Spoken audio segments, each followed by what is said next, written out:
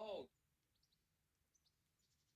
true. I don't know if I think I want. Uh-oh, I may have to restart it. I just wanted to know about the Jared. Yeah, it's I accidentally left it on all night.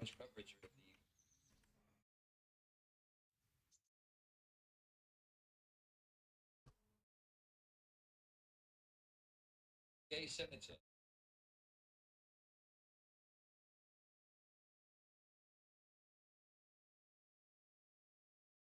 Dude, that is a great film. That's supposed to be some.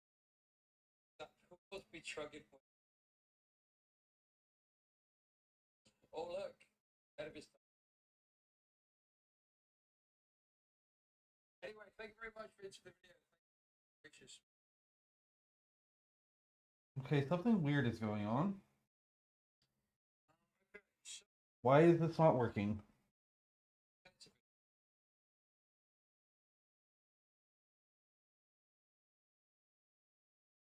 Dude, what the fuck is happening? Hello? Hello, Steam?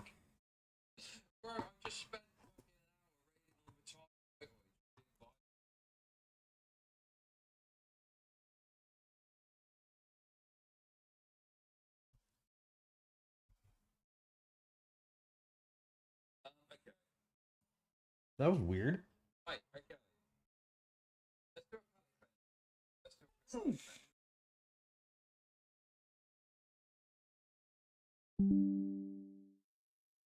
Okay, I think we're good.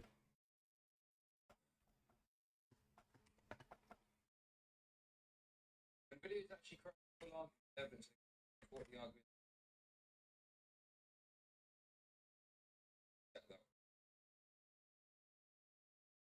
Yeah, I think that video is type claim that he's an investigator. Okay, so I do need to repop out the chat for YouTube.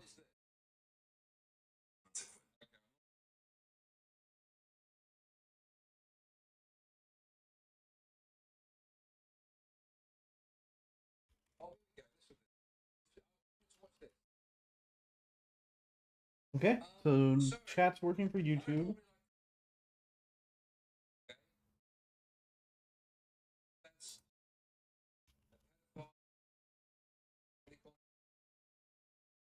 Complete degenerate to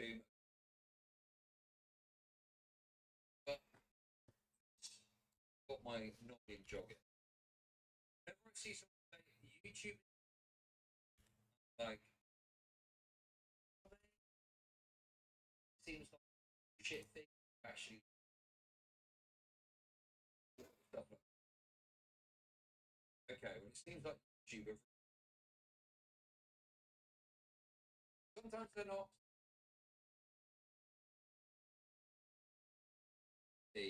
Now if you don't know who this you're in for a shock. Sorry, this VTuber woman, you're in for a shock, okay? Forgot to hear it my voice, but I can't really sleep too much. I'm frustrated. My chin got angry. So the first thing to note is that every video so YouTube is targeting you for this one specific video. Every very selective, aren't they? YouTube is very selective in their silence. Okay, let's see. It's a situation I've been facing over the past couple of hours involving my upload from yesterday that has been hit with an age restriction now controlled by YouTube. Now, what was I uploading? So actually watch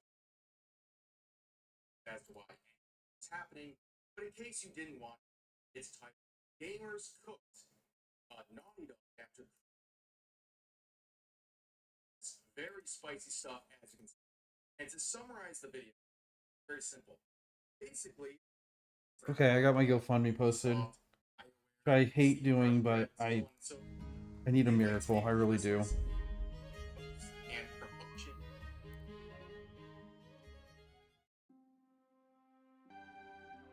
I don't know how to make him any better though. I really don't know what to do.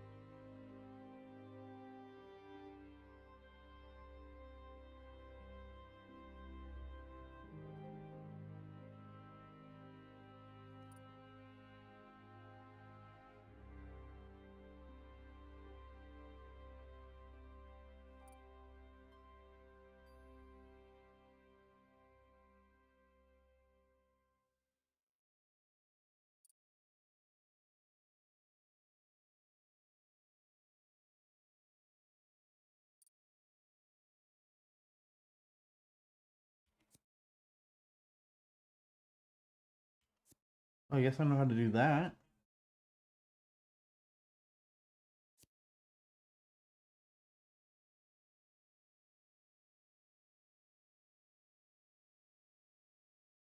Oh, sick.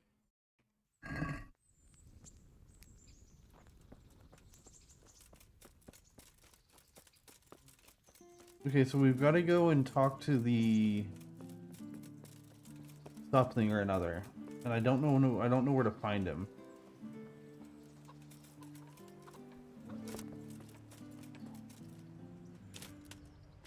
Huddle.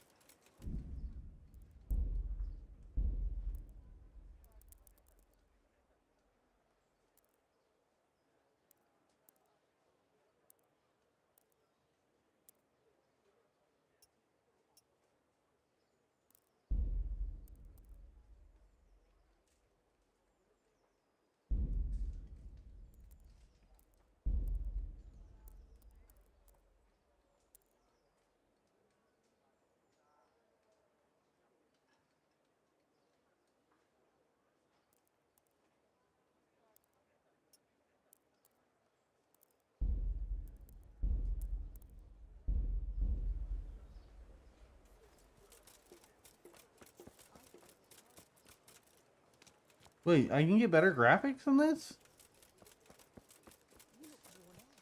This day took it out.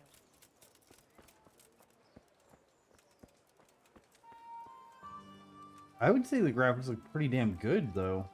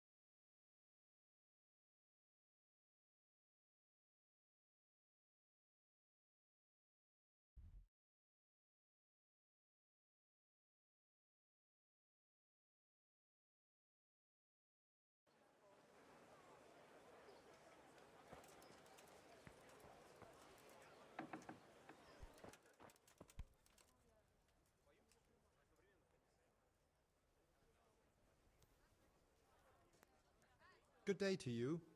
What do you need? Lady Stephanie of Talmberg sent me to... And what would she like?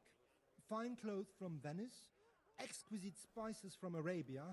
Jewels from I Germany? look like such Wine. shit. There's no way that a Good one. lady would send me. Would beer be enough? As a gift for a noble woman's wedding? No, it definitely wouldn't. Then that's going to be a... Shit.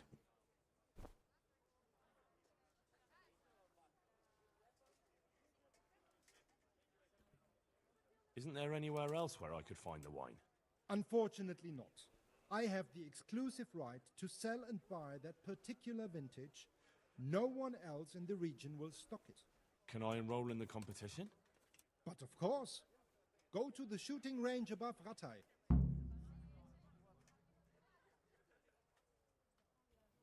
But what if I don't win the competition? Then you'll have to persuade the winner to part with some truly excellent wine. I suppose I'll just have to find a way to get it. I'm sorry, there's nothing more I can do to help. Good luck to you.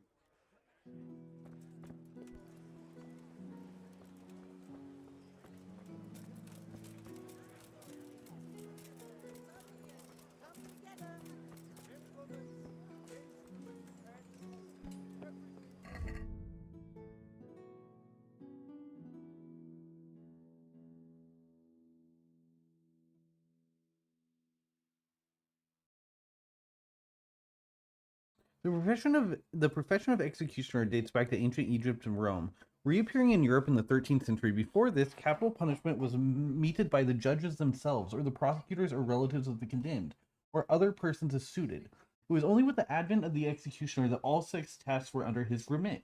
Although the executioner by his profession came into considerable money, and it was a status symbol for a town to have its own, the hangman or headsman would be a social outcast. For an honest citizen to make any contact with the executioner was to lose respect, and the executioner himself had to endure a lot of discriminatory measures, sitting at a separate place in the church and at the inn, not taking part in social functions and celebrations, etc. The executioner took charge of punishments such as hanging, breaking knees, quartering, burning, and torturing, drawing by horses, or beheadings. He had his assistants, henchmen, who helped him with preparations and took away the bodies of the executed. Other tasks done by the executioner included the role of the knacker, who cleared away animal cadavers, caught stray dogs, and even sometimes just cleaned up filth from the streets. The executioner might also oversee the town brothel, was somewhat familiar with surgery, could set broken bones and dislocated limbs, or amputate them in case of gangrene. Sometimes the executioner sold articles directly related to an execution to the superstitious. For example, the hanging rope, the hangman's fingers, or amulets made from his hair. Damn, that's sick.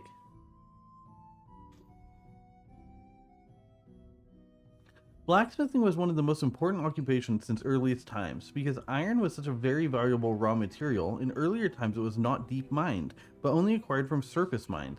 Not a piece was allowed to go to waste. People even kept used nails. There was a blacksmith in practically every castle, vicinity, or village, who forged almost everything that was needed for agriculture: knives, axes, sickles, plows, hoes, etc. Hoes. Other blacksmiths specialized in making swords, helmets, lances, harnesses, fittings, locks, and jewelry. The forge was most often a shed with a wall. Its essential equipment consisted of a large bellow, an anvil, tongs, hammers, punches, files, etc. In a well-equipped forge, the smith could develop heat of up to 1400 centigrade. Bago. Although beggars were on the margins of society, they had their indelible place in it. In the cities, there were hospitals earmarked for them, and the church also provided assistance. Begging was allowed at cemetery gates and in front of churches, and each beggar could occasionally go to the baths at municipal expense. Some monks were regulars among the beggars too, called alesmen or mendicants. The beggars were well known and tolerated in their communities, but by contrast it was believed that foreign and wandering beggars brought misfortune. There was seldom any shortage of alms because charity and gifts to the poor were considered prerequisites for salvation. During the Middle Ages, beekeeping was distinguished by how the honey was obtained, as either forest or domestic. The domestic beekeeper kept bees in hollow trees or in straw skeps, water with hives, and were not subject to any regulation. Conversely, the forest beekeepers who kept bee colonies in the wild in hollowed out trees formed a fellowship similar to a guild and paid a fee to the owners of the woodlands for every bee colony they took over. Beeswax was the main raw material for production of candles right until artificial wax, paraffin wax, was invented. Honey was used as a sweetener and fermented to make mead. Where hygiene and bathing was not up to scratch, the public baths were on the rise. Public baths in Central Europe appeared from about the 12th century. There were baths quite literally in every town, and not in small numbers. Sometimes a town would have 3 to 4 bathhouses. Here people had access to hot water for bathing or steam baths. In those times, steam was produced by pouring water onto heated bars of iron or stone. Bodily cleanliness was in the care of male and female bath assistants. Full body washing was done in bathtubs, coopered wooden vats and tanks. In Bohemia, there were baths in operation since the early Middle Ages, and their numbers rose steadily. There were 47 public baths in Prague in the second half of the 14th century, and by the 15th century, the baths were attended not just by the well-to-do, but also by the poorer classes. There was even a regulation that the bath keepers had to open the doors once a quarter to the poor and to students. Bathhouses typically belonged to the municipality, and were leased to the bathe keepers. In addition to municipal and private baths, there were also private baths in the houses of nobility and wealthy townspeople.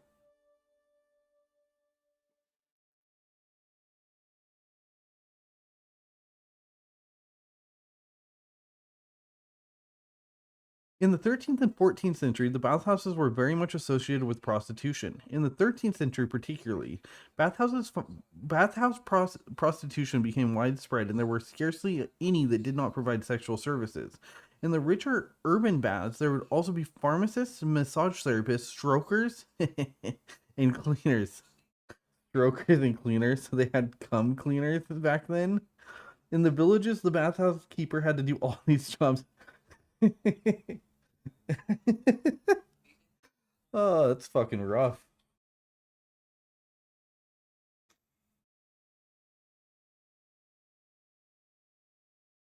Hey, she doesn't look too stoked. Stop touching my boobie. Stop doing that. Stop. I'm paying you. All right, fine.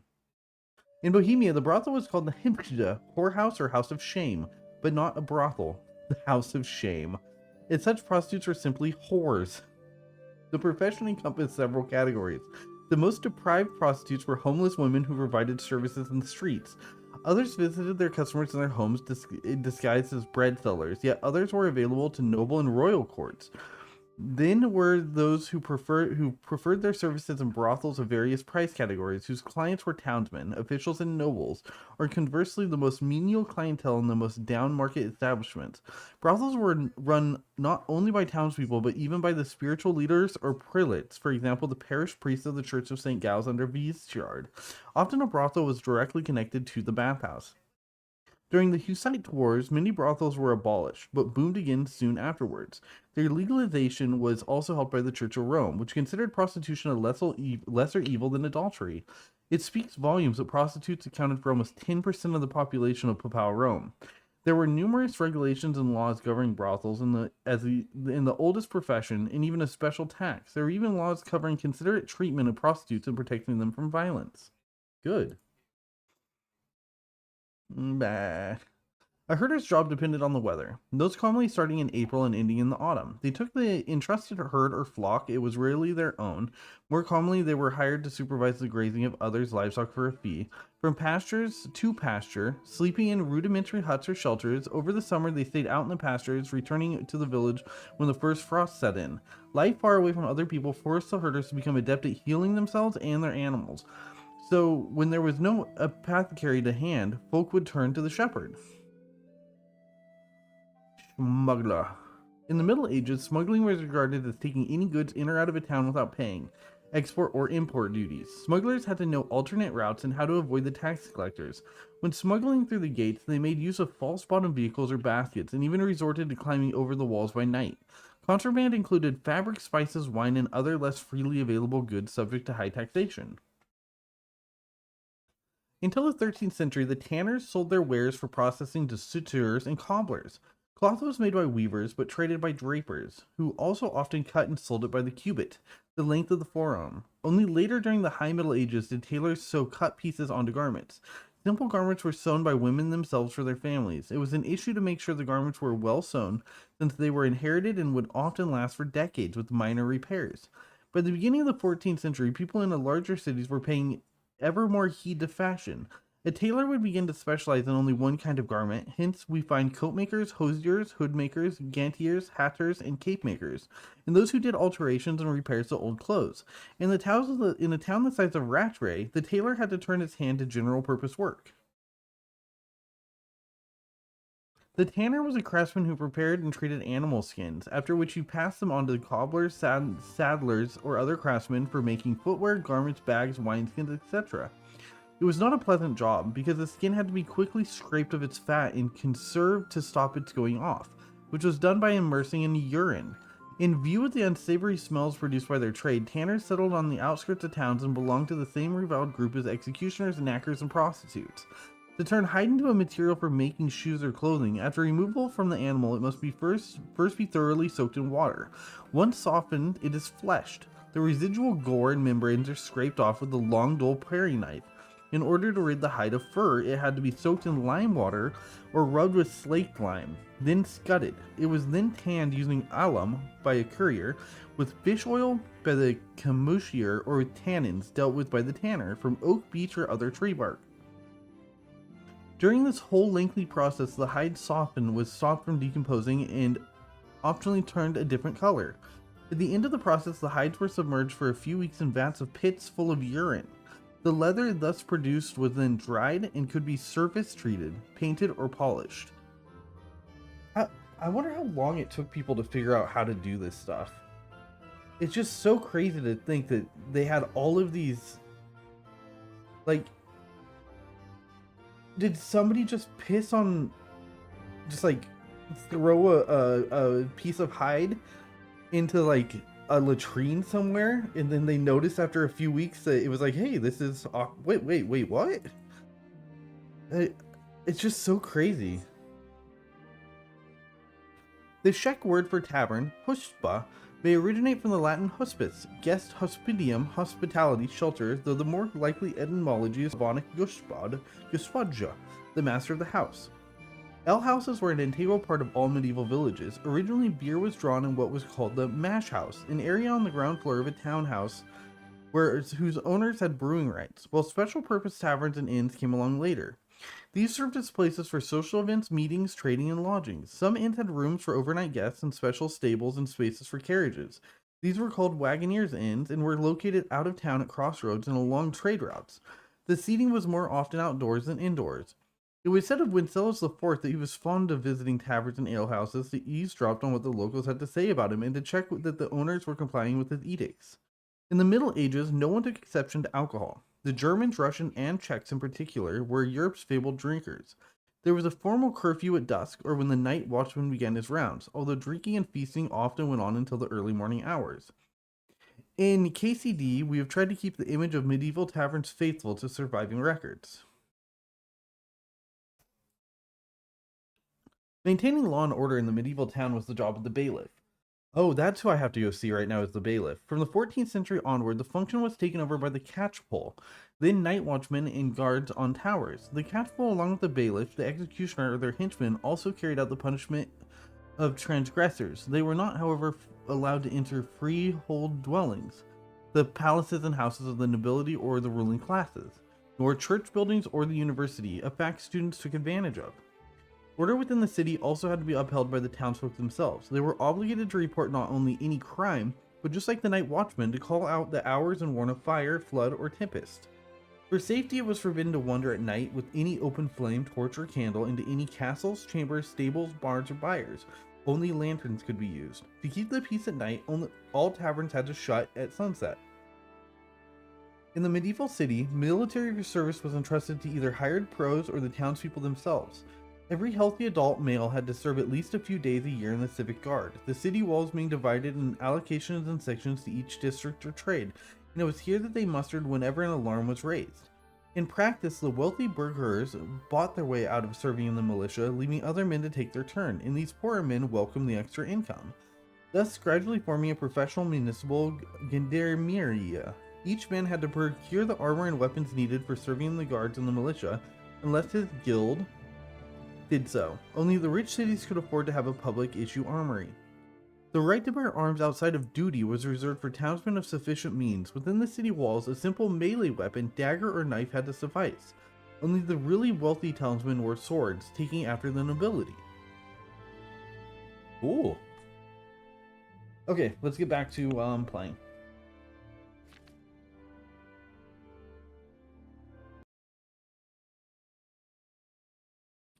Your needs have been satisfied and it shows. You've been satisfied and it shows. You're feeling self-confident. Charisma +2. Debuffs. Overeating.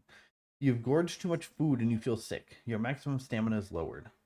Oh, because I ate 2 apples? My bad.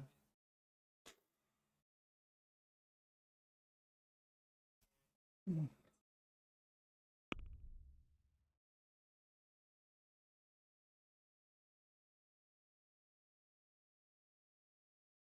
27%.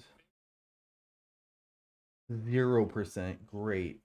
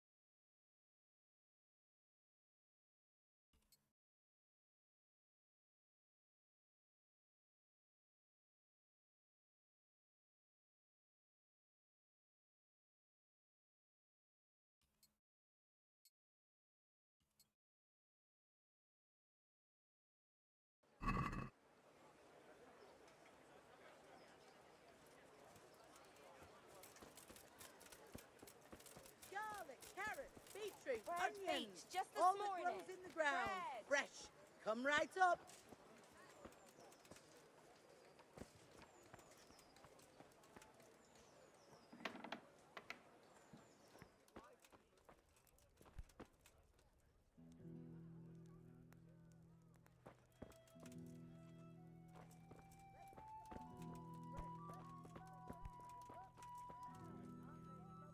Jesus Christ be praised.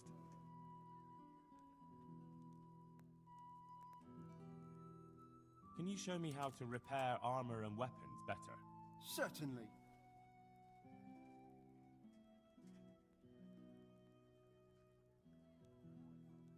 I'd like to hone my skills. First, you have to have some skills to hone. I'd like to practice the basics. All right, but it'll cost you. Now, pay close attention. Good luck.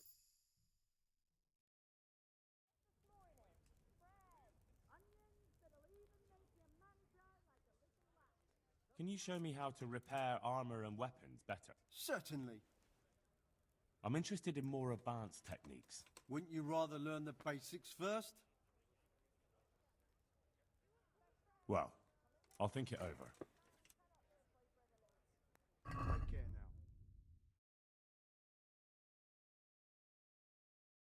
1,400 bucks. 3,700 bucks.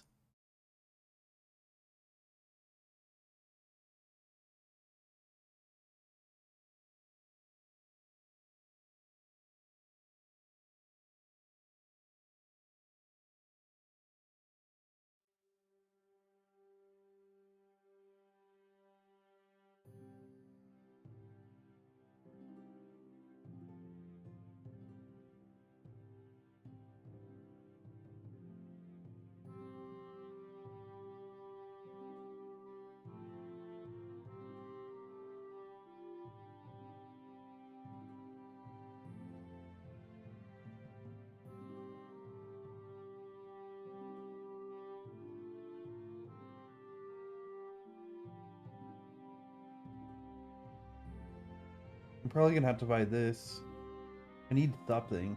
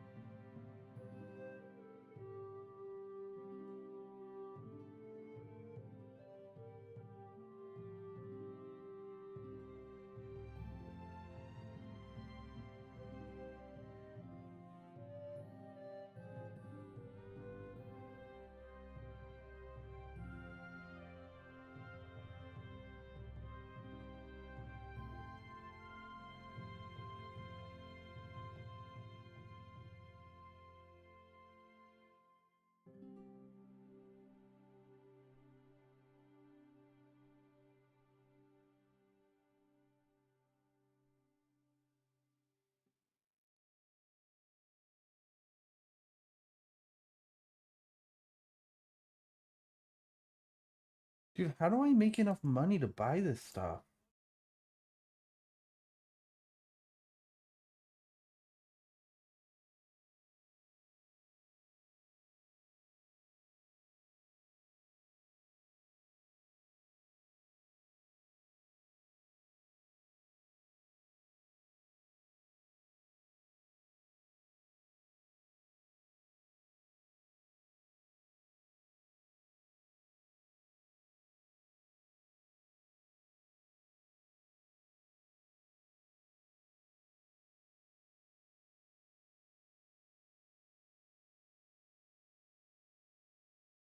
How do I make money here?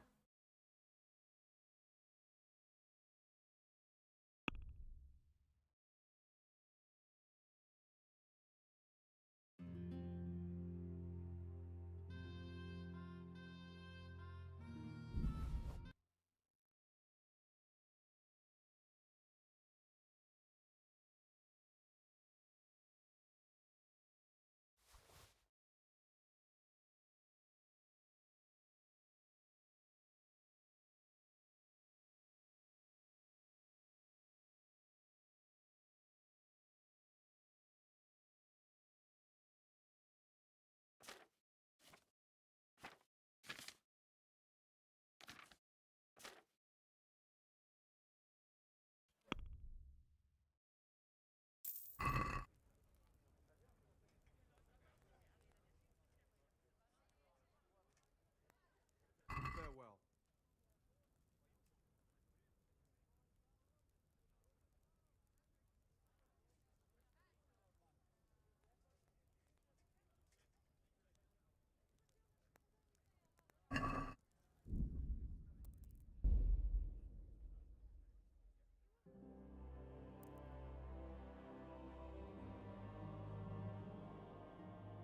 I probably shouldn't have pulled everything.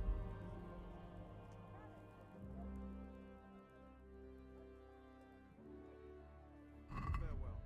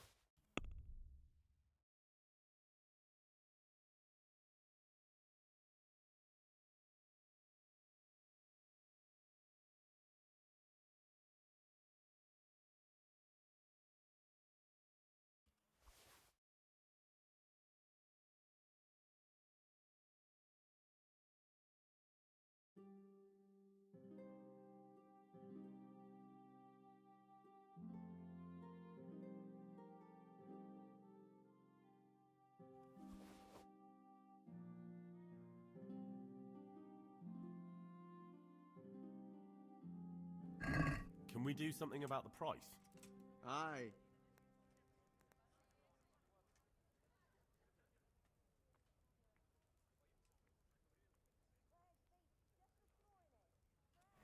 Aye. For that amount, I can be persuaded.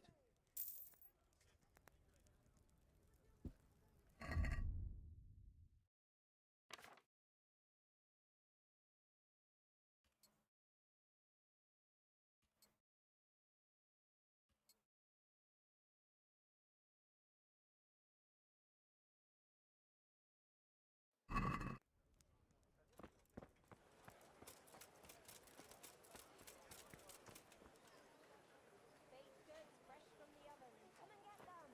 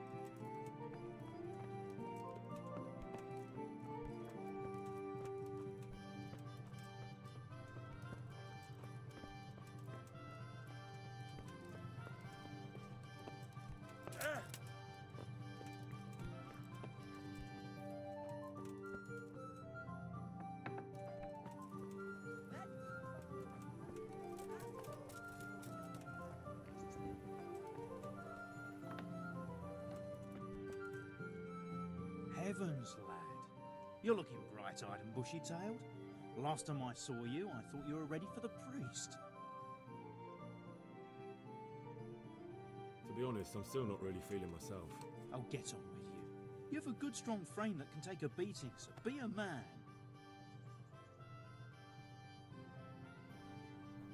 About that debt.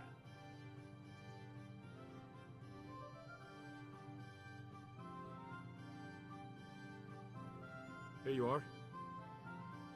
Thank you. I'm glad to see you're a man of honour.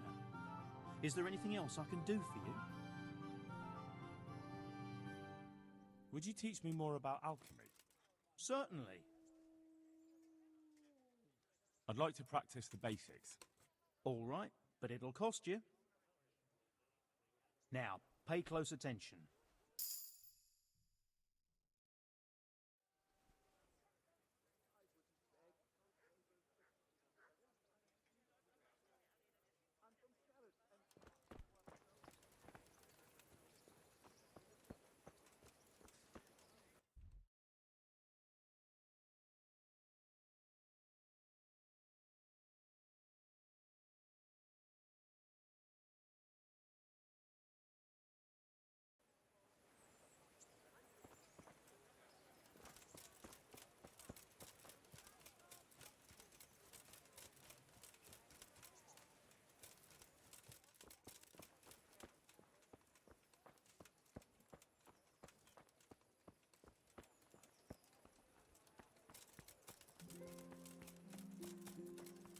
With salt, caraway seeds, garlic, and more.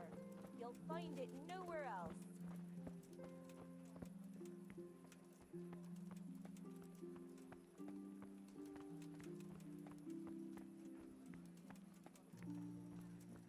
Vegetables, fruit, apples, cucumbers, onions. Come get 'em.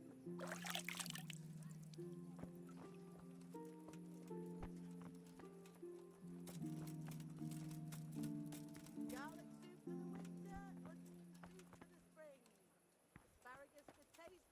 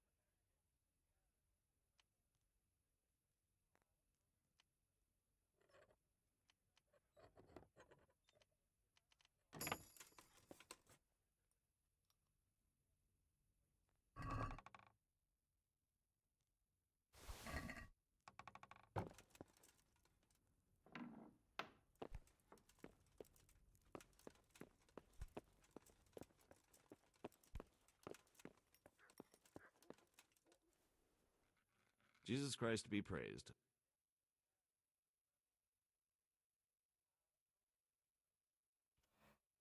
Master Bailiff, is there anything of interest going on here? Don't even talk to me. Okay. I'm to put myself under the bailiff's command. Ah, so you're the young man Sir Radzig appointed. Yes. Very well. Sir Radzig asked me to test you a little, and as it happens, you've come at the right time. We've a few disputes to settle. It seems some of your former neighbors have been acting quite inappropriately. I was hoping having one of their own on the town watch might help sort things out. You can count on me, Bailiff. You're certainly bold. I like that. Have you been to see Captain Bernard?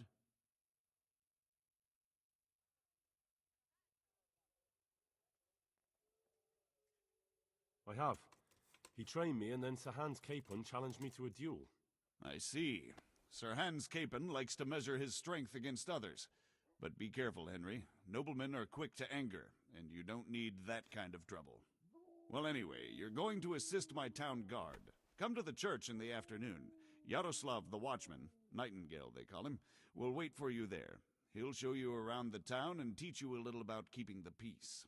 And you need to stop by the armory to pick up some gear. Yes, Bailiff.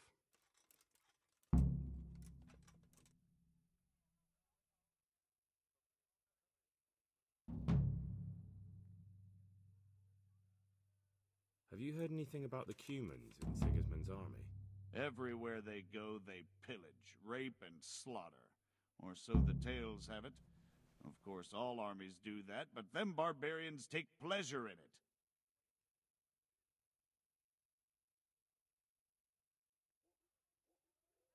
What's life like in Rattay? This is a manorial town, and our lord hasn't got himself tangled up in affairs of state, so it's peaceful here.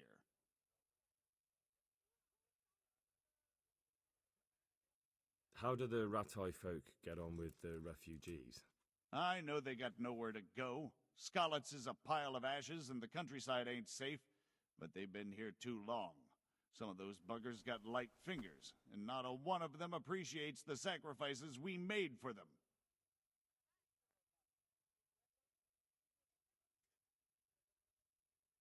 What kind of governor is Sir Hanush? Young Sir Hans is our governor, but Sir Hanush is his guardian till he comes of age. That's not a day I'm looking forward to. Take care now.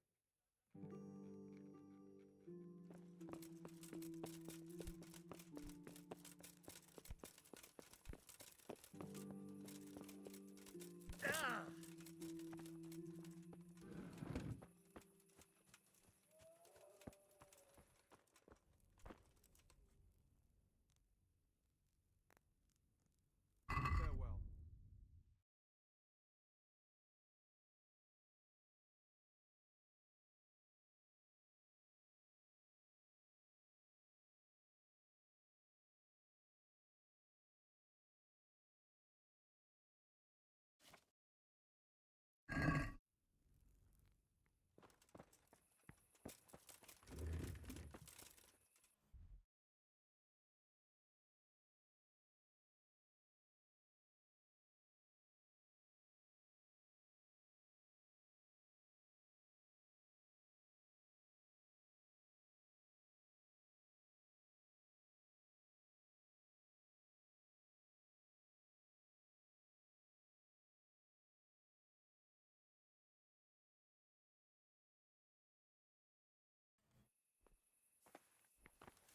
Look out!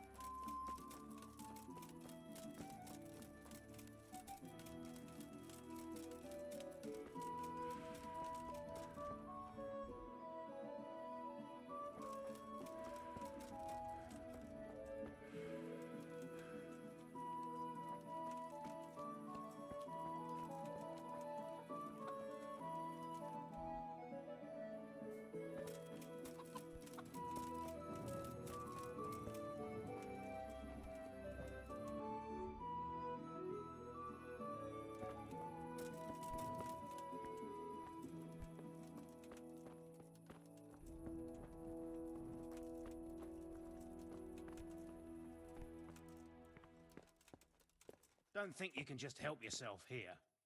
I have to account for everything. I was told to pick up a kit here. I'd say there's not much room for improvement. You already look as good as any vassal, but your wish is my command. If my memory serves me, you're entitled to a helmet, a gambeson, and a club. That's all. You want a kiss and a hug as well? I mean equipment. It's quite enough for patrolling the town. You're there to stop trouble, not start it.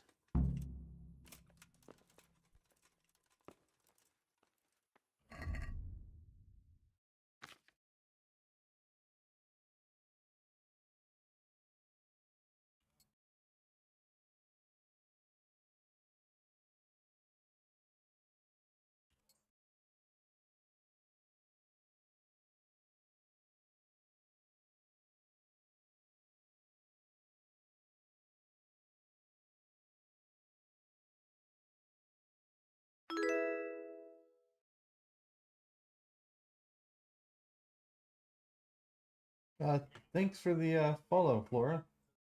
I think you followed.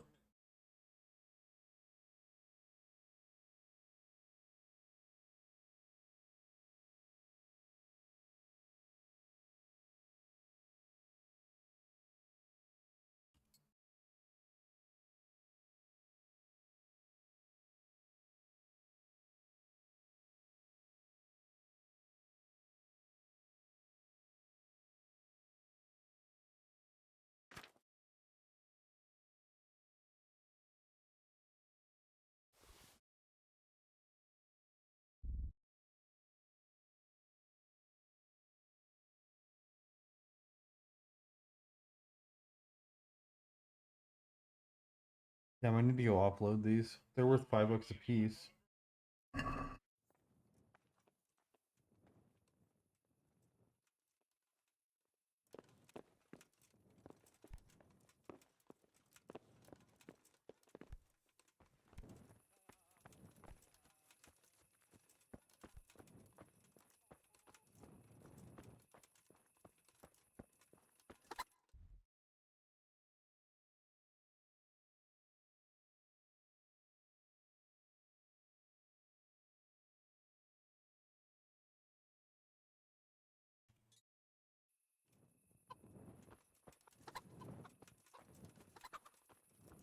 You must get to know Prince. Like I do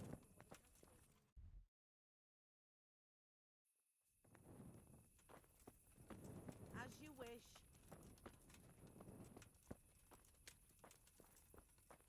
Not much. How are you doing? I figured I would try to get through this game before the second one comes out.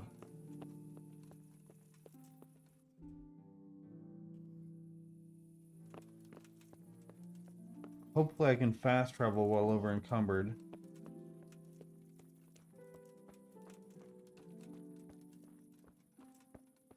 I can't really remember exactly how to play this game. The last time I tried playing was about a year ago, roughly.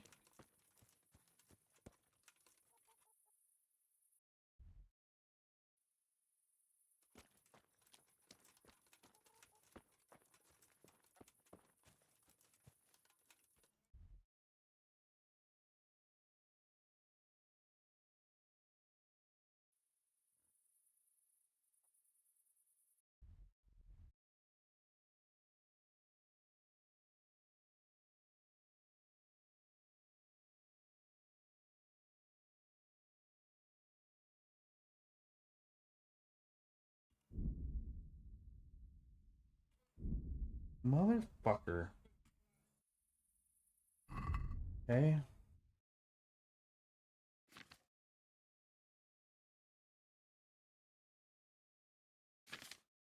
What am I carrying that's so heavy?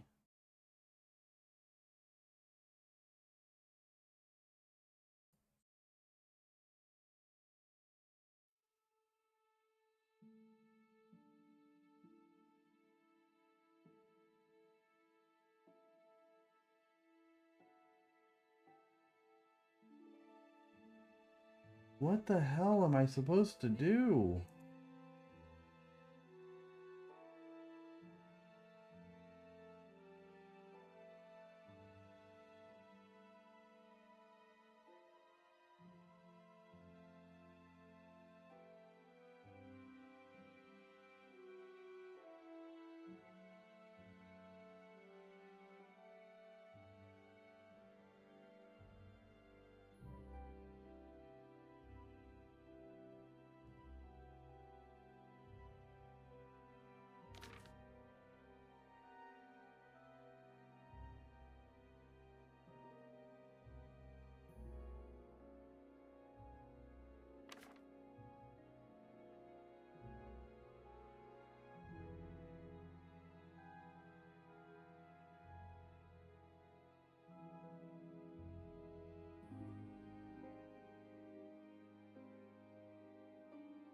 Okay, this is what's...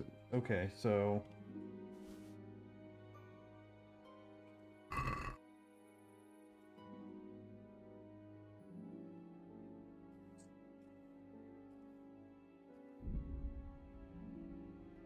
Hopefully when I go back up there, that thing will still be there.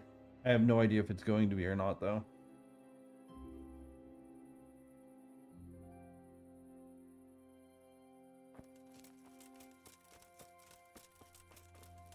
God save you.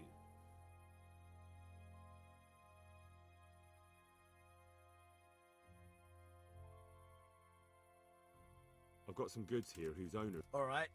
Take care.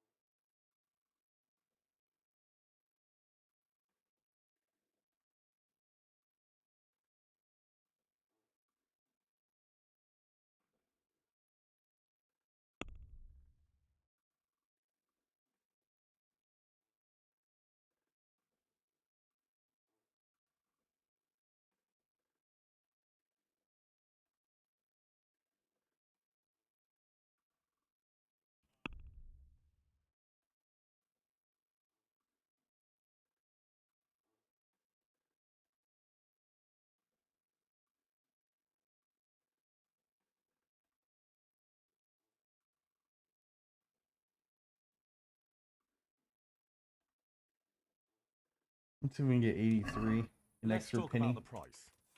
Sure. Why not?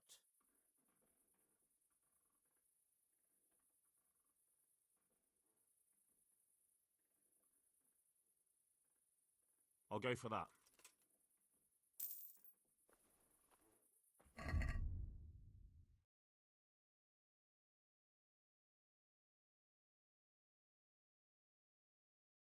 Alright, well, we got the extra pence. Or whatever it's called. I'll take it.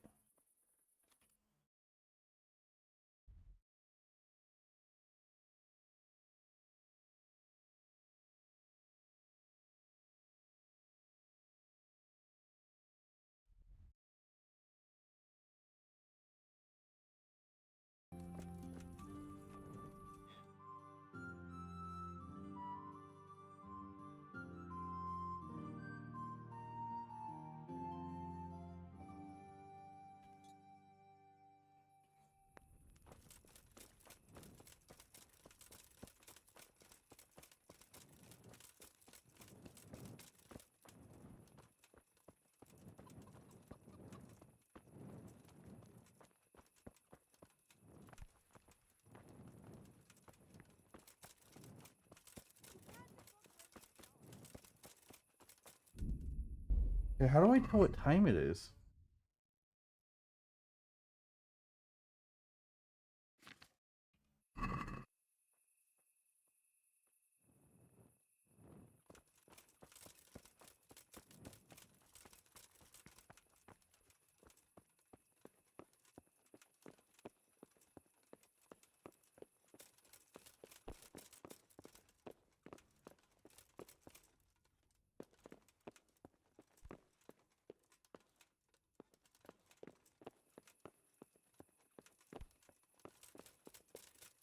What the?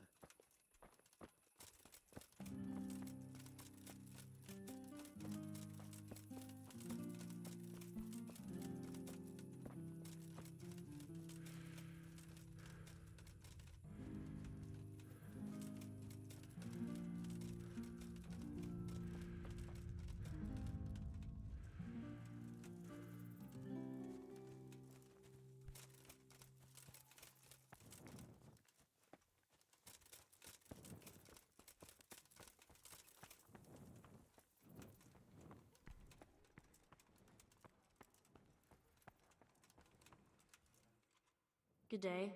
What do you want? Good day, what do you want? What kind of governor is Sir Sir Hanush is a good lord. Think What's life like? this is a manorial town. Good luck then. What do you want from me?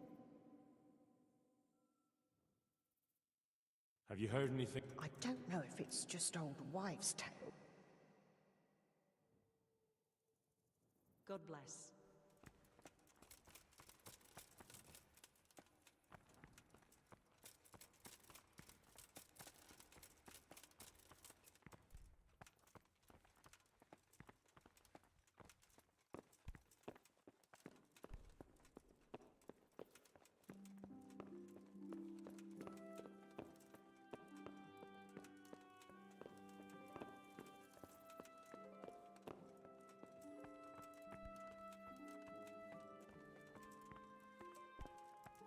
Oh my god, I can't see anything.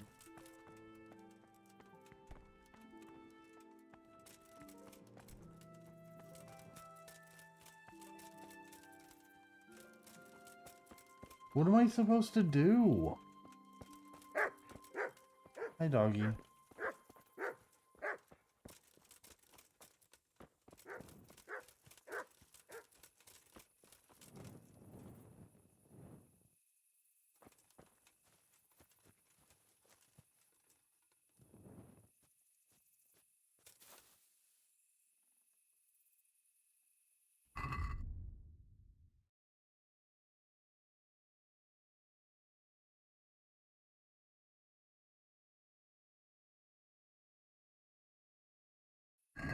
Okay, so I need to find somewhere to sleep.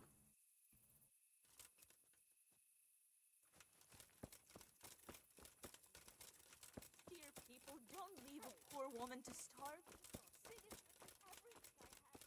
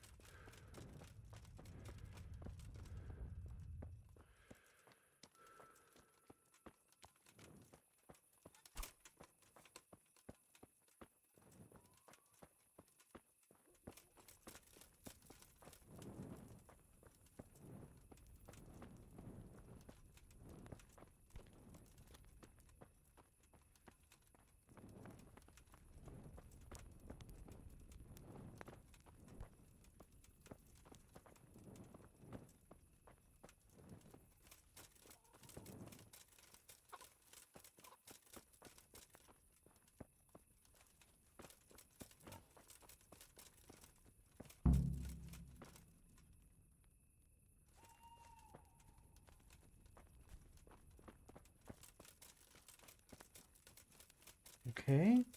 What the fuck am I supposed to be doing, dude?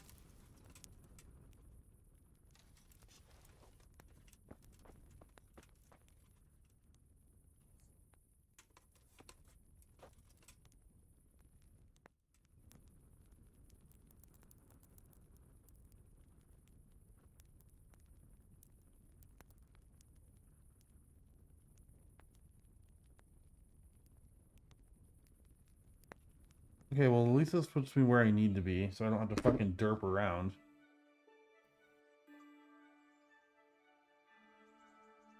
I have, like, no money, so...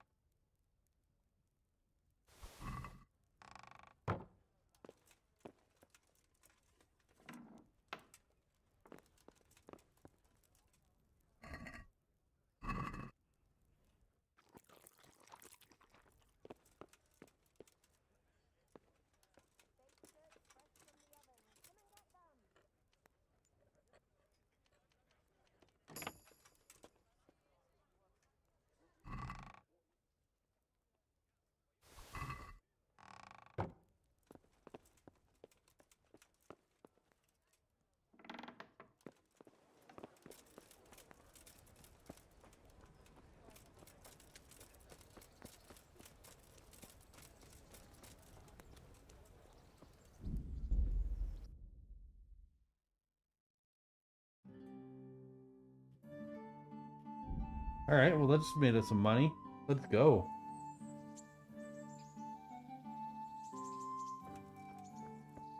Was it scummy? Yes.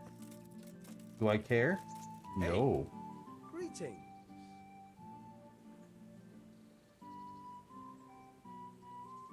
I've got some goods here whose owners might miss them. All right. Let's see what we can do about that. God be with you.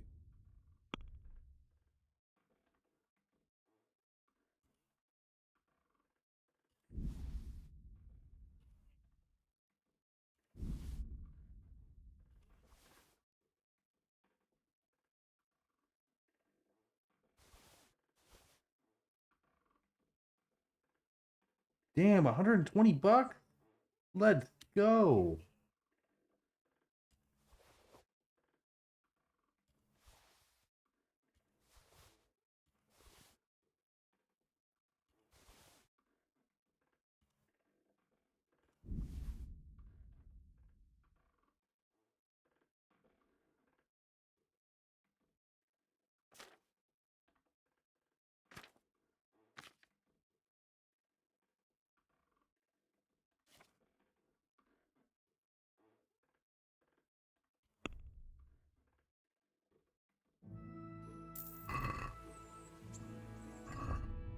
All right, we're up to 600 bucks again.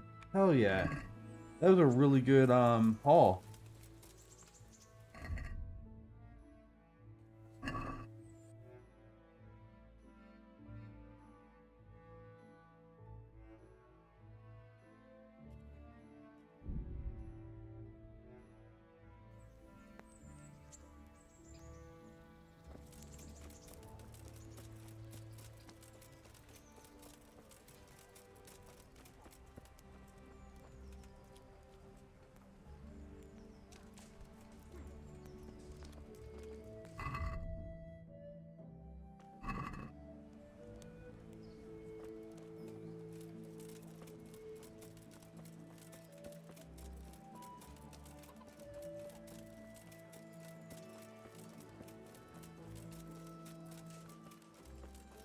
Flour, egg, salt, yeast.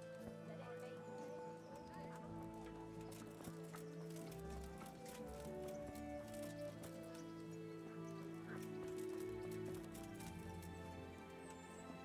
Here I am. My name is Henry. We're supposed to go on patrol together? I see you're kitted out. Ready to get going. I'm Nightingale. Aren't you that lad the mill wench brought here on a cart? Teresa. Yes, she rescued me. She turned up with Captain Robard and his knights. All honor to the girl. She has bigger balls than most men. Tell me, how did you pay her back? Well, I thanked her. That's not much, is it? You should go and see her when you get a chance.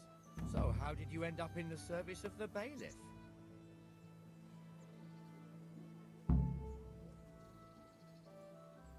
I wanted to enter the service of Sir Radzig, but he sent me here to learn. And learn you will.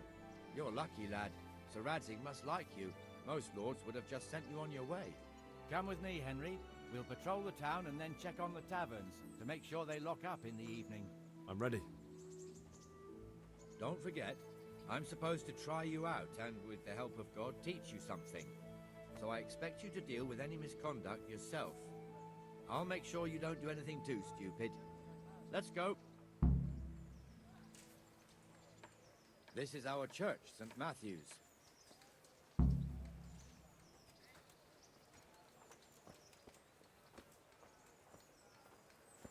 It serves not only as the house of God, but as the crypt of the lords of Lipa, our masters. The gravedigger lives right round the corner. The priest, too. Our parish priest. Ah, a man shouldn't speak ill about servants of the Lord. This is our rat house. Pretty big, eh? The bailiff and his hands live there, and our maestro proto-notarius, the scribe. And the jailhouse. You don't want to see the inside, not even as a guard. Naturally, we have an executioner too, but he doesn't live in town. That wouldn't be proper, as I'm sure you know. He lives by Gallows Hill, the other side of the creek. This pillory was brand new in autumn, and 2 people have already been rotting on it. The swordsmith lives here. Flour, egg, salt, yeast. Let it bake a bit. You'll be able to feed the whole family with fresh bread. What the hell is going on here now? Go and check it out, Henry. I don't want you here. Is that manure pile not big enough for you?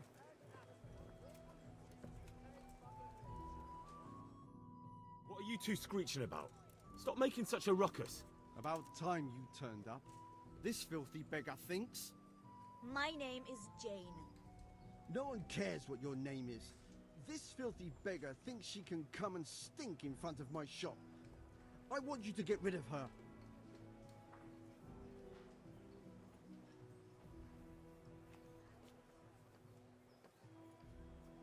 Can't you show us some Christian charity, armorer? What? Have you any idea how much I've given away in alms? Even to this witch only yesterday. Is that true? Might be, might not. Did you get any alms or not? Yes. From the armorer here? I don't know. And even if I did, that was yesterday, and my belly's empty again today. That's true. What would you know about it?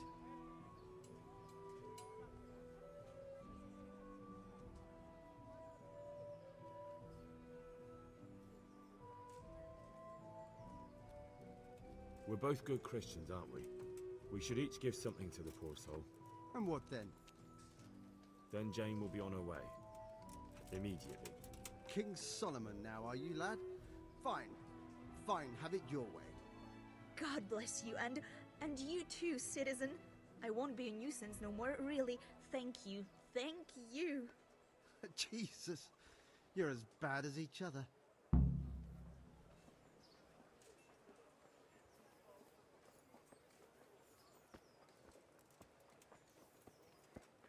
So how'd I do? Tell me I was good. What the fuck? Your Why is old my neighbour's stream a little here buffering? now. It's a bit of a shithole. Even so, you should be thankful to Sir Hanush. Is If my the stream town burghers buffering? What got is their going way, your on? folk wouldn't be let...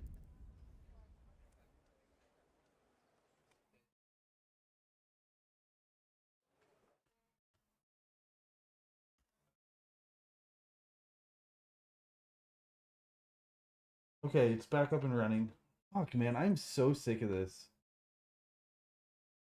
I'm switching to playing single player games so that way there's less of a chance of my internet going out because my internet's been messing up so bad lately. But it's really frustrating because even when I do that, it seems to it doesn't really seem to help at all. But it looks like it's back up and running now, so hopefully it continues to do so.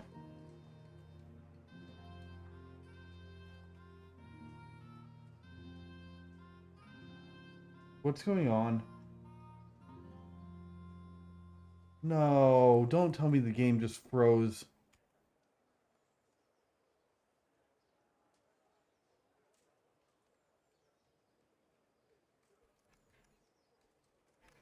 Come on. Oh my god, this is so aggravating. Okay.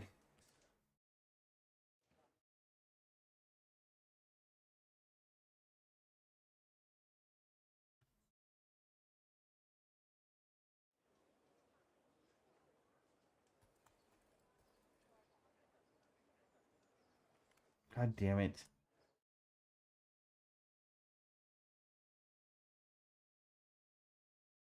I wonder how much I just lost.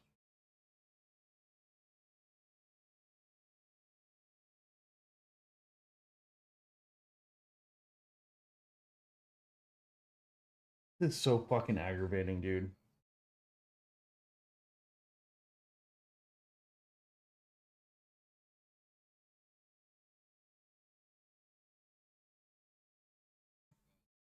Come on. Please tell me it's at least going to be at the start of that. It might have just thrown me back like 20 minutes, though.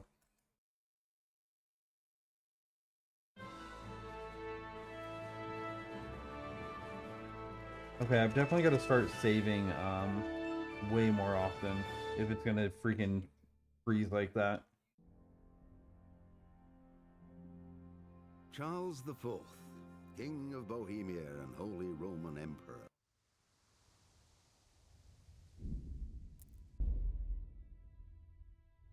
Damn, that's a really cool artwork.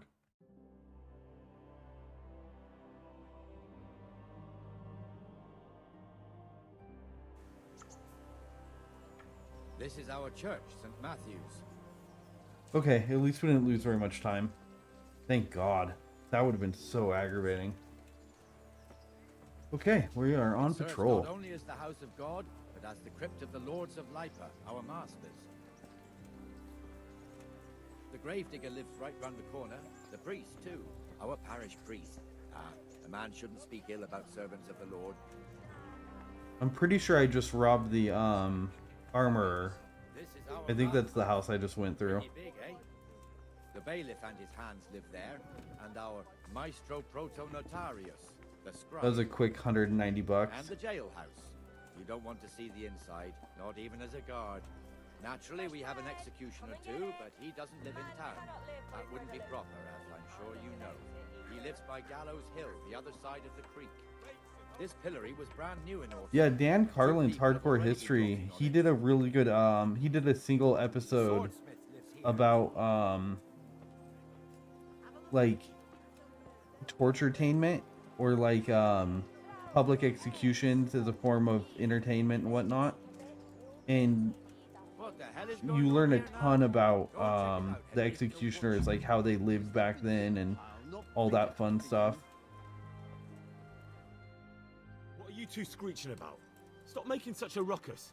About time you turned up. This filthy beggar thinks. My name is... No one cares what your name is.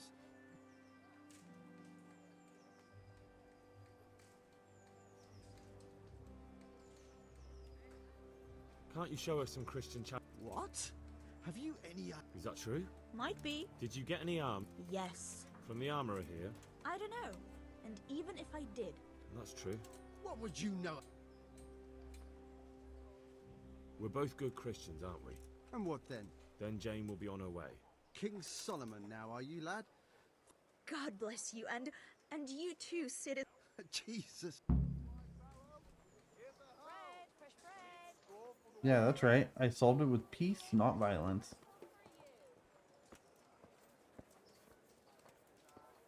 Because my Henry's a fair Henry. Your old neighbors are living here now. It's a bit of a shithole. Even so, you should be thankful to Sir Hanush. If the town burghers got their way, your folk wouldn't be let anywhere near the town. And now our people aren't too happy with him. Some fools are even calling for Sir Hanush to finally hand the fiefdom over to the young lord, Sir Hans Capon. Sir Hans's father, old Sir Yeshke, may God rest his soul, kept it till he was an old man. Then he retired from it, first to Moravia, then to eternity. Sir Hanush is managing the fiefdom until Sir Hans comes of age. They're related by blood somehow, the same great-great-grandfather or some such. The time's coming soon enough when the estates have to be handed over. These affairs often end in conflict. I hope we have nothing like that here. Jan Bertie Jasek died after 1393. Jan Jasek, father of young Lord Jan Pratica Hans Capon, was a Moravian lord. In 1349 he became the lord of the Honfrint estates. In 1356, lord of Polna Castle, which he acquired in exchange for Sloop Castle, Perkenstein. And in 1369, lord of Ratte, where he built a new parish church renamed the Lower Castle Perkenstein. His son John was still a minor when he died, so the property was administered by his relatives. It did not pass him back into the hands of the rightful heir until 1412. Jasek was the first of the lords of Lepai to hold the moniker Bertie. Okay.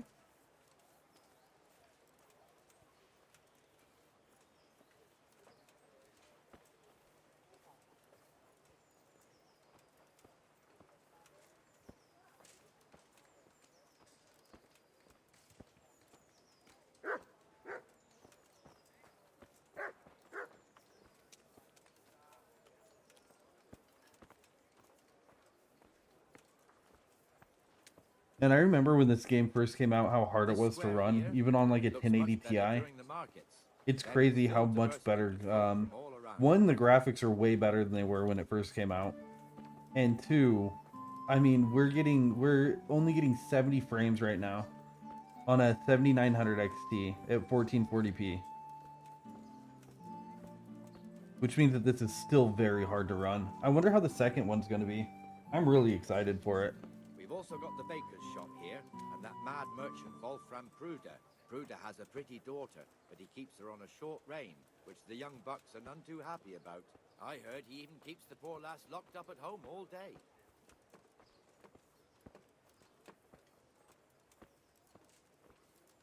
Look here. See that filthy beggar? By Christ, I'll show the bastard.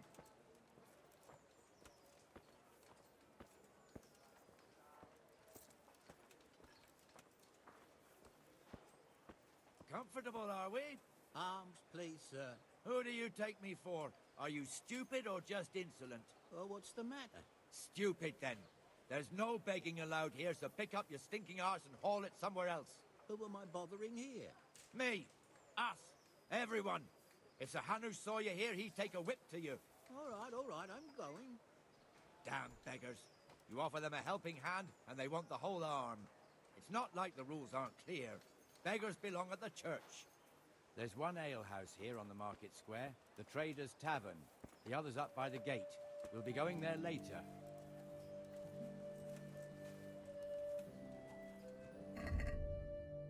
Gamekeeping and hunting in the Middle Ages were not only for amusement, but a chief source of great profit for the king and the nobility who owned the woods. The feudal gameskeepers and huntsmen also undertook woodsmanship. In addition to their obligation to look after the game, they took charge of the forest and its protection. In the forest, it was prohibited to hunt deer, fallow deer, boar, or any other game, violation of which was a criminal act subject to heavy fines or even in the case of repeated infringements, physical punishment. The same was true for unauthorized lodging and collecting of timber. Many poachers came from the ranks of the poor and had not very much to lose, which quite often resulted in physical conflicts with the huntsmen when they were caught red-handed. Well, that makes sense.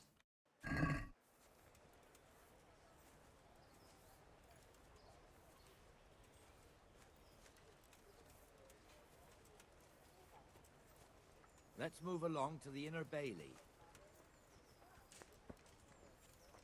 Oh wow, I don't even think I've even been up here before.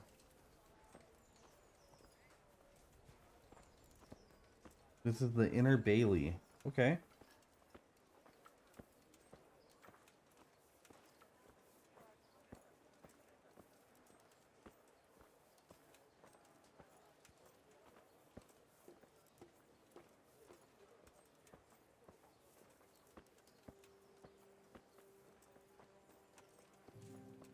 Here's the forge. The blacksmith has some trouble and he's not working at the moment, but his apprentice is standing in for him tolerably. I hear you're a blacksmith's apprentice too. You lot could help if needed, couldn't you? Us? What do you mean? You and your master, or your father, whoever taught you. They... What is it, lad? My father was the master blacksmith. He was killed in Skalitz. Ah, I'm sorry. I didn't know. Thank you. So am I. My papa died not long ago. Of course, it was old age got him. That's not the same, but I know a little how you feel.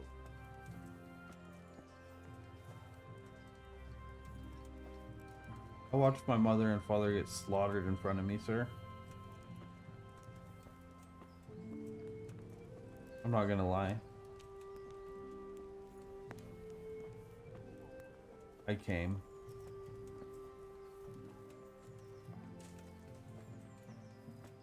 No, Henry. You did not. You're a good boy. The Rate fiefdom is pretty big. Naturally, it starts here by the town and continues along the Sasau River all the way to Kohelnitz. Then there's Gallows Hill, lots of farmhouses scattered around. Neuhof, Merhoyed. Master Smill is in charge of Sir Hanush's stables. He's by far his best vassal. It's all a bit complicated for a newcomer, I suppose. This lord here, that lord there, this exemption here, that right there. Exemptions from exemptions, rights to half of something, so on. It'd take you a year to make head or tail of it. This tower was only half the size when I was a young lad. Sir Hanush had it extended and made into an armory.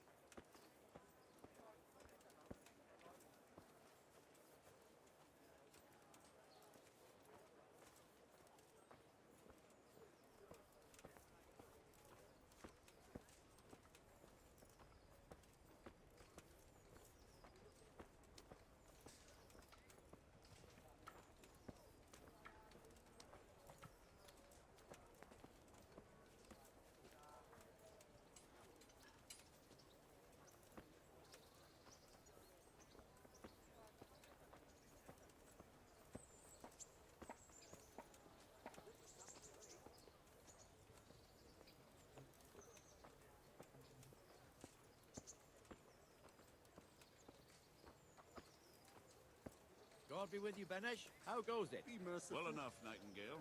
It's What am I to do? Good. Where's Moimir anyway? Isn't he supposed to be here with you? Ah, yes. He hasn't turned up yet. Oh, I see. Now where might he have got to then? I don't know. You don't know, eh? Let me tell you something. When the bailiff finds out Moimir's slacking off, he'll be in serious shit. And being a friend of his, you wouldn't want that, would you? No. So it's better if I deal with it and we leave the bailiff out of it, right? Yes, I suppose so. So where is he? In the tavern. He was thirsty, so he... Went for an ale. We know how that goes. Come on, Henry. Let's go and find that idler, and you'd better talk some sense into him.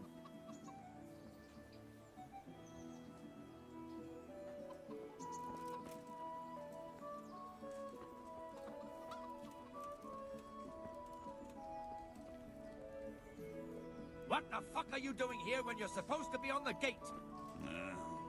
Move your carcass and go and guard the gate. Not a word. Get moving. You're lucky it was me found out, not the bailiff, or God forbid, Captain Bernard. Out!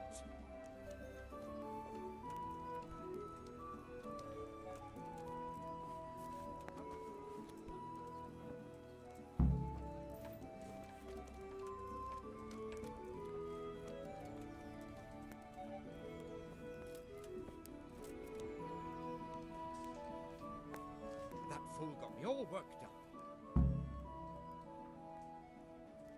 Me as well, the lazy bastard. My words exactly. And just when we need every pair of eyes. You never know when the Cumans might creep up on us. But that's enough about that. Let's not let it spoil our day. Listen, since we're sitting here anyway, how about a little game? Why not?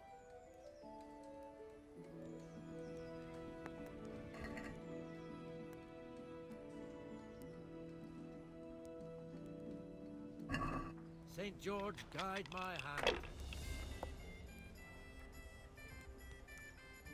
Just as you ordered.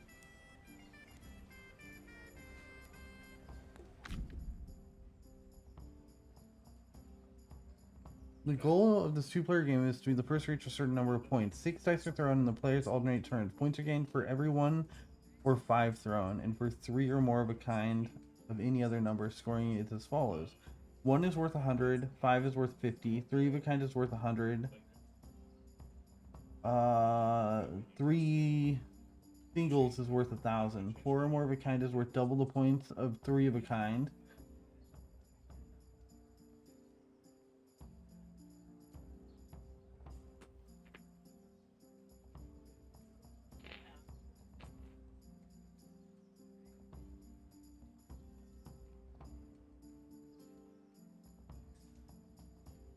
The player must then use E to select and set aside scoring dice. At least 1 die must always be set aside. Then the player can throw the remaining dice again using F.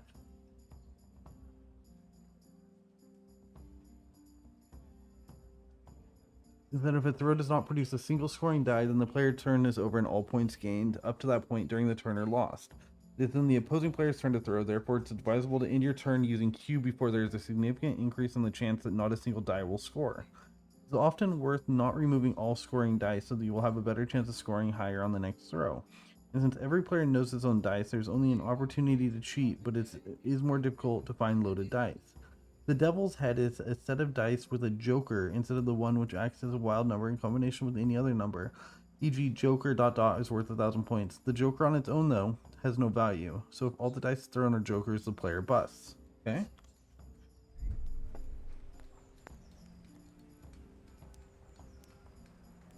I want to pick up that one. No, I want to keep that one. I want to pick up that one.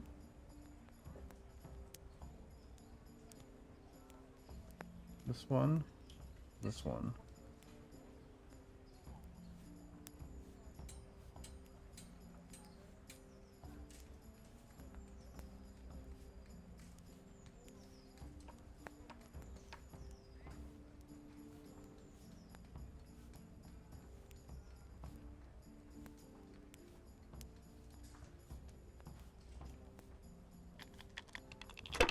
I'll have a beer? Certainly. I'll fetch you right away.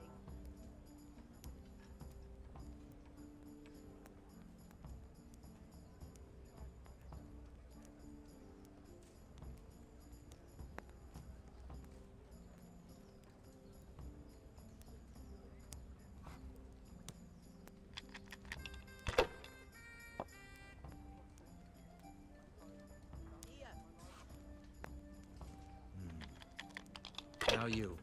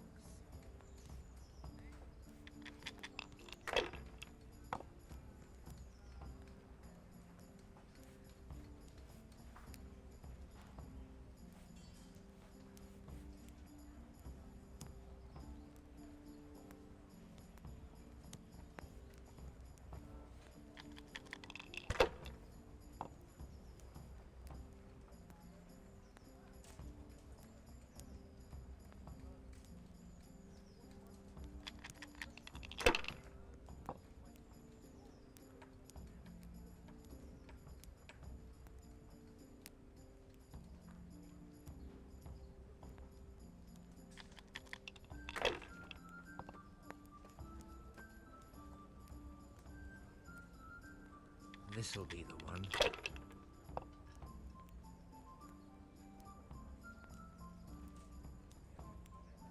That's it.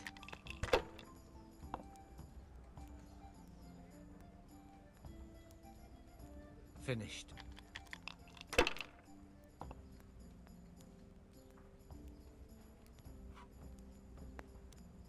Oh no! I just fucked up so bad. I hit Q on accident. I should have won that.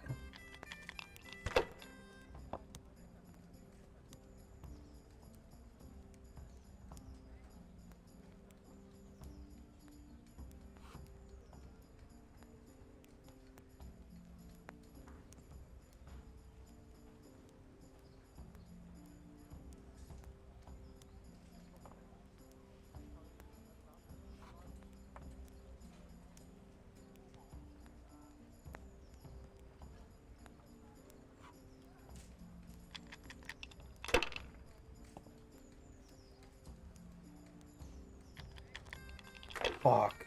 I can't believe I let that hand go. I would have won. We'll see. I think he just won. This'll be the one. Come on, bust.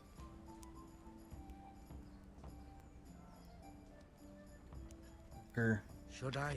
Shouldn't I? No, I daren't.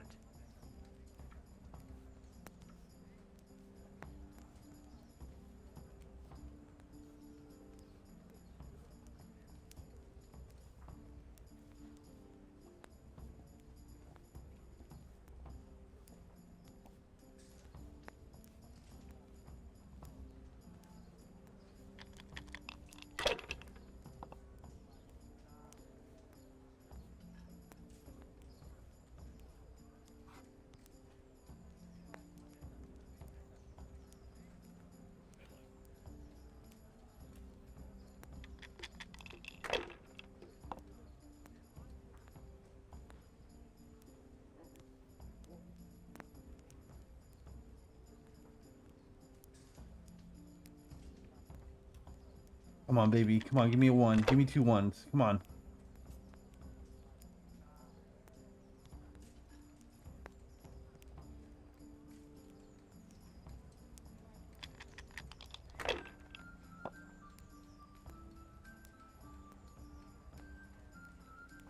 We'll see. What the hell's with these damn dice? I have a chance. One ale over here, please.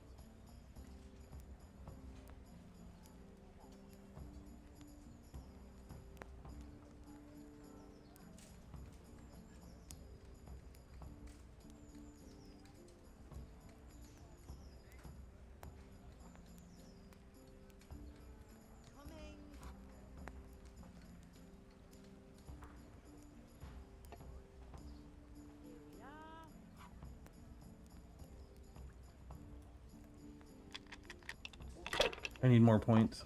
Come on. No!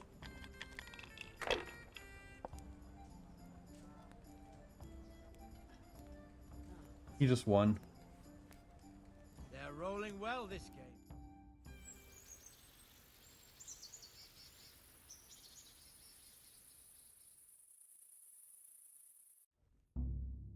Just one more thing and we're done for the night. Ringing the end of the day and closing the taverns. Isn't it still a bit early? I don't know how it was in Skalitz, but here in Rattay we close up at this hour. Except, of course, during fairs and big festivals. Then we don't close at all. I see. Should I go and ring the bell? If you wouldn't mind, the bell is hanging outside the rat house. Ring 3 times, then go to the Trader's Tavern by the market square and make sure the innkeeper closes up. I'll do that. Before I forget, it's forbidden to walk in Rattay at night without a torch. Here, take this one.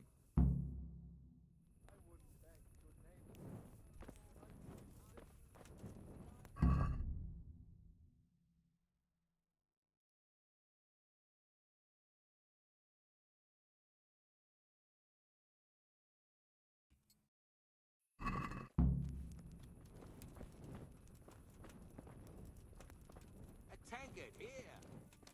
Aye, I'll be back in 2 shakes. I feel this. So, she was stuck with that scoundrel for years.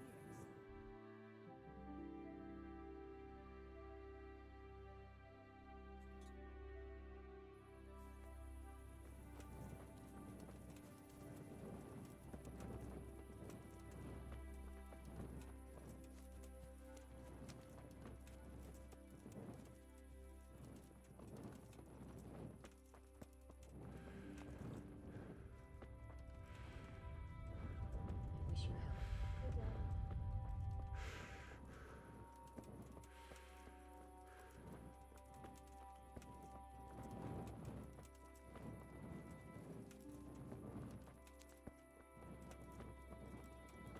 Where's the bell? Where's the bell? Where's the bell? Where's the bell? Where's the bell? I wanna ring the goddamn bell. Make it go ding ding ding. Then close up everything. Ring the bell, ring the bell, ring the bell. I'm gonna ring the bell.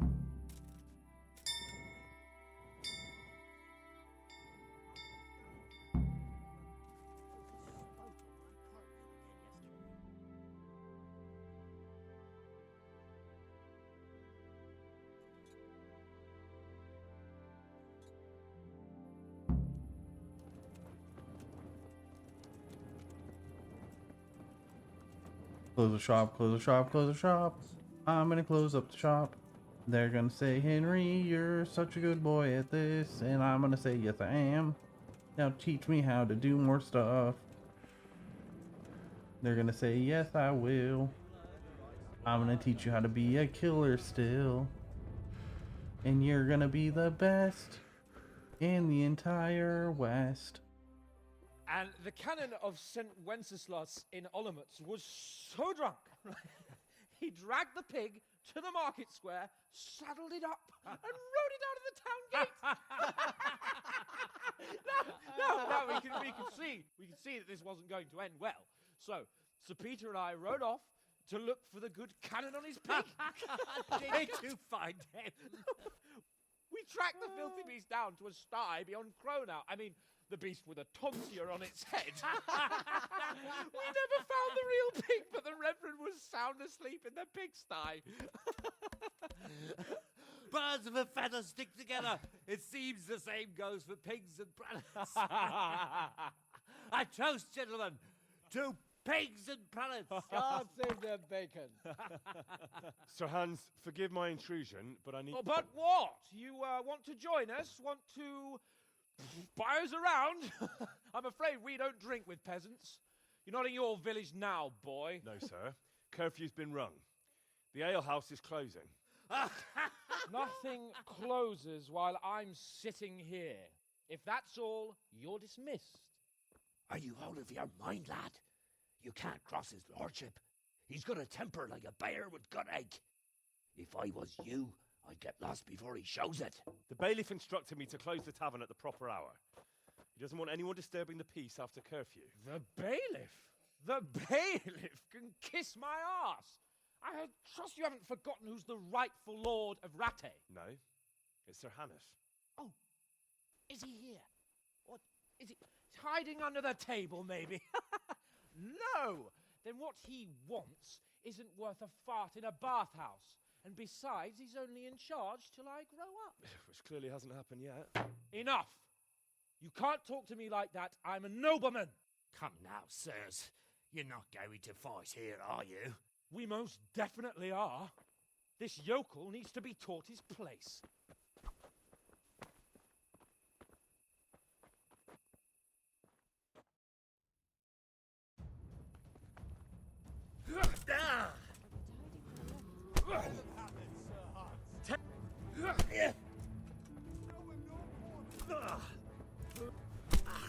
Give that bastard something to remember you by. Give it up already. That'll show him. That'll teach you how to talk. I don't remember how to fight. That'll show him. That'll show him. Crucifix! What in the name of Christ is happening here? Hell? Answer me, damn you! This peasant insulted me. I had to teach him a lesson. By rolling around in the mud like a hog? That's a fine example of noble conduct. Sir Hannes, the bailiff ordered me Silence! You shut your mouth and thank your lucky stars that you are Radzig's ward. Have you gone out of your mind? Raising your hand to a nobleman? And you, Hans, how many times have I told you that drinking with your subjects might be good for their morale, but it's bad for your honor? You spend all your days drinking and chasing wenches, which wouldn't matter if you paid any attention at all to your duties. And now we see what that leads to. Tomorrow, you will go with me to a hearing. Some landowners have asked me to settle a dispute. It'll be an excellent lesson for you. I had planned to go hunting, but if you think listening to the pointless gripes of a bunch of old fools will benefit me, so be it. Oh, hunting? Well then, Your Grace, I'll tell you what. You can go hunting. Really? Oh, naturally. Who am I to deprive the young Lord Capon of his sport? And you can take Henry here as your page. Him? Absolutely not. You'll do as I've commanded. It's time you learned how to lead people, and not just in drinking and brawling. Now get out of my sight. Sir, I have responsibilities of the bailiff. Not anymore. Your responsibilities now are the Lord Capon. It's time you learned how to behave in the presence of nobility. Let's go. Tell the kitchen I'm hungry. It's been a long journey.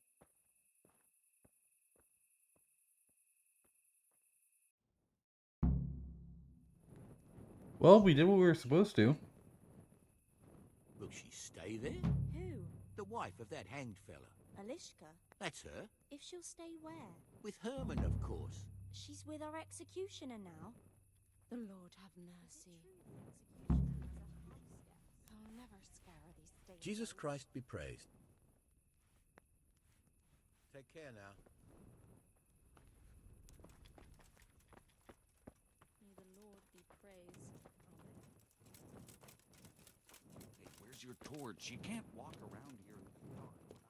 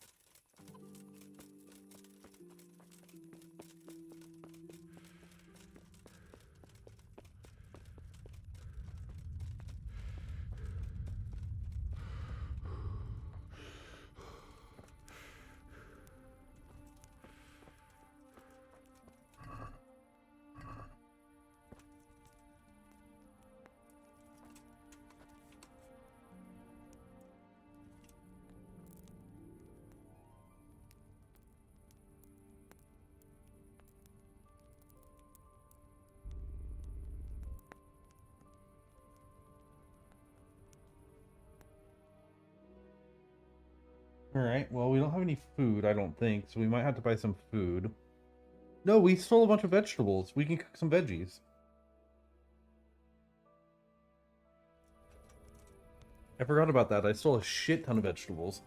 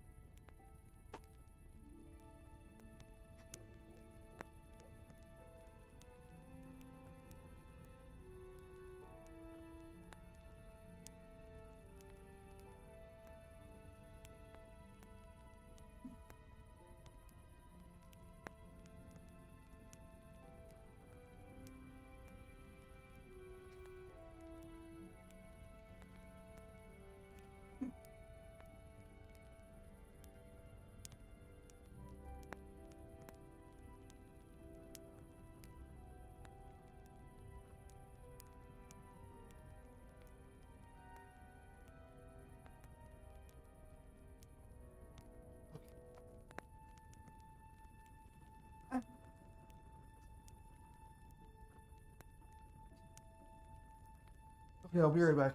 I gotta get up for a second.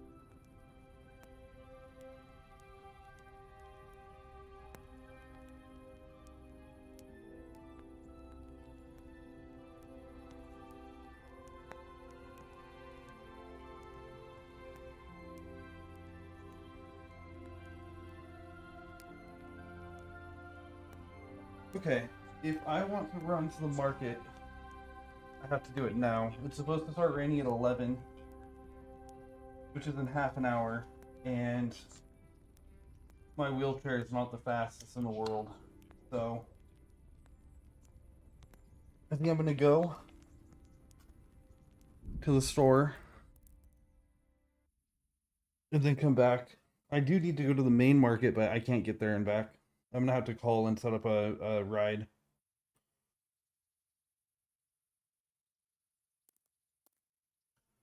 Well, shit, if somebody's new in here, maybe I won't go.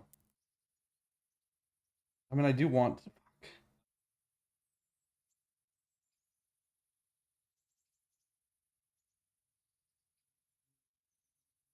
See. It looks like it's supposed to stop raining again around 4. So, I guess I could wait until 4 if somebody's actually in here who wants to,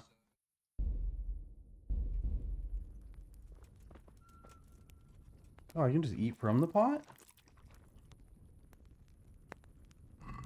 I don't necessarily have to go, I just kind of want to go.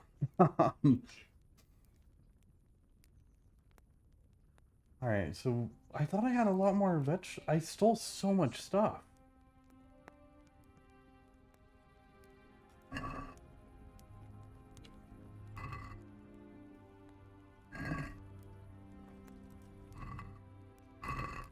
Why is it not letting me drop it into the pot?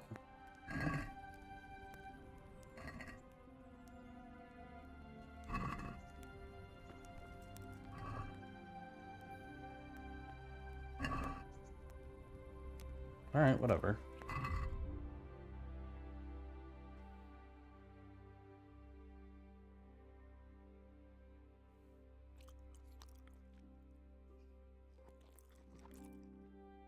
Okay, so we got enough food.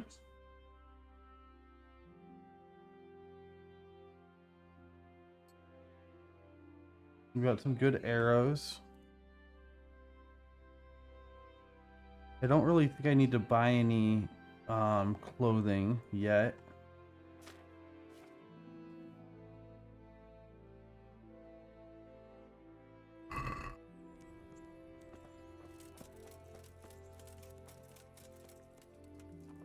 Wow, that's so pretty. I want to see what the sunrise looks like.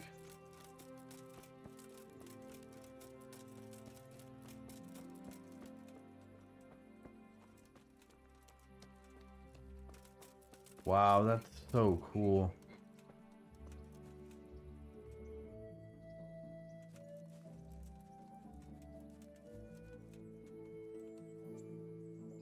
They did such a good job with this game. It's crazy how good this looks.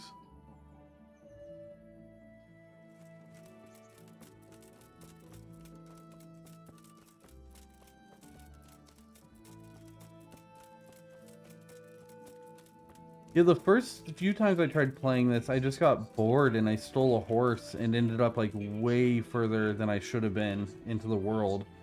And then somebody saw that I stole the horse. And so my horse was suddenly gone. And I was stuck like, Lord knows where I was at on the map. It's like the current level that I'm at now. It was just bad news bears, like all across the board.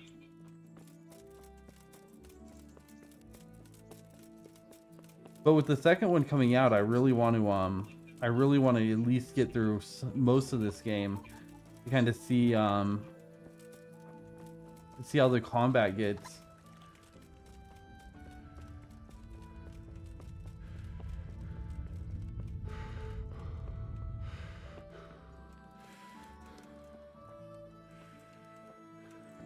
I wonder if if the game's gonna continue. That's kind of what I'm like. If you've already learned how to read and learned how to do a bunch of stuff from this game, I wonder if it'll transfer over into the second game so you don't have to redo all of it. I know that they're dumbing down the combat. Oh. You're just hanging out? What's up?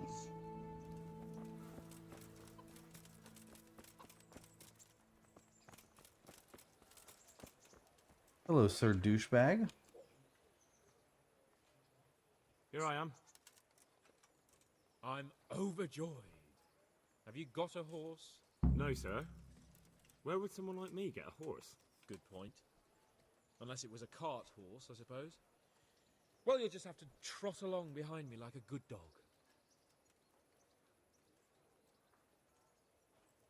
But, sir, isn't there a horse I could borrow? Oh, certainly. Why don't you just have mine? Or, then again, you can just run alongside as befits a peasant. God be with you.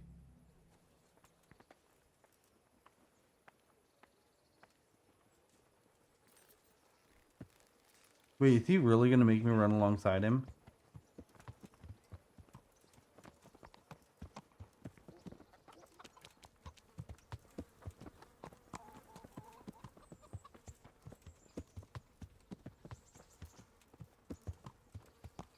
This guy's such an asshole.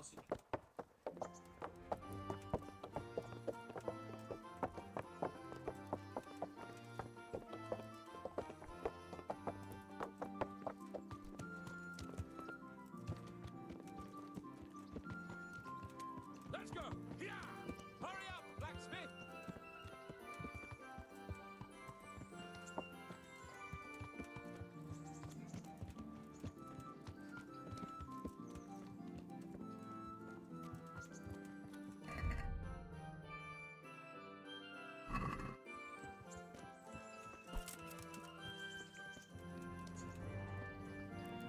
Oops.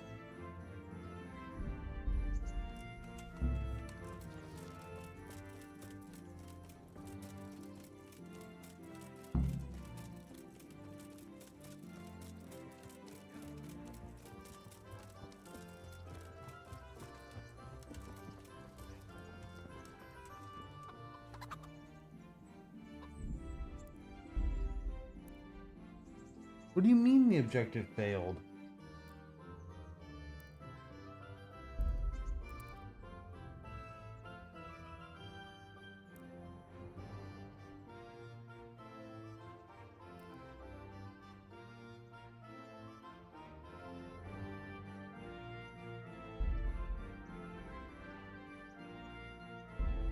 I don't...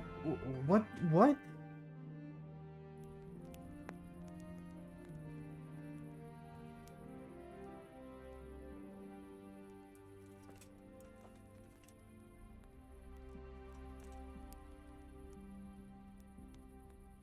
Wait, this is early morning, so I should be...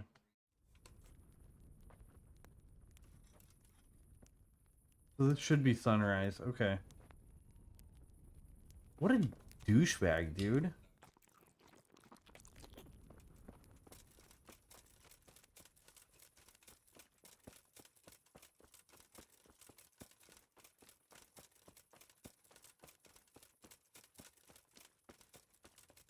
To be fair, I was trying to get my bow equipped so I could shoot him in the back of the head.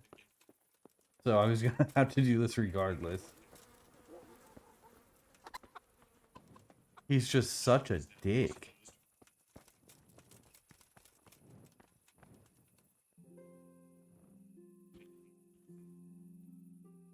Here I am.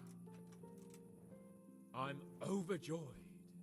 Have you got a horse? No, sir. Where would someone like me get a horse? Good point. Unless it was a cart horse, I suppose. Well, you'll just have to trot along behind me like a good dog. Whatever you say. God be with you.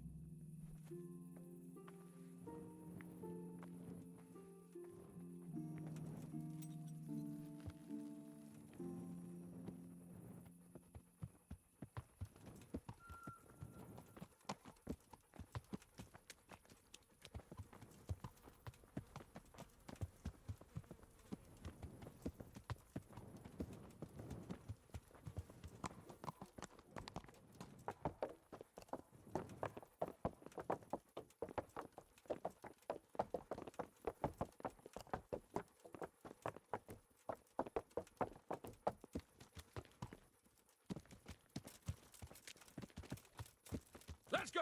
Yeah! Hurry up, blacksmith!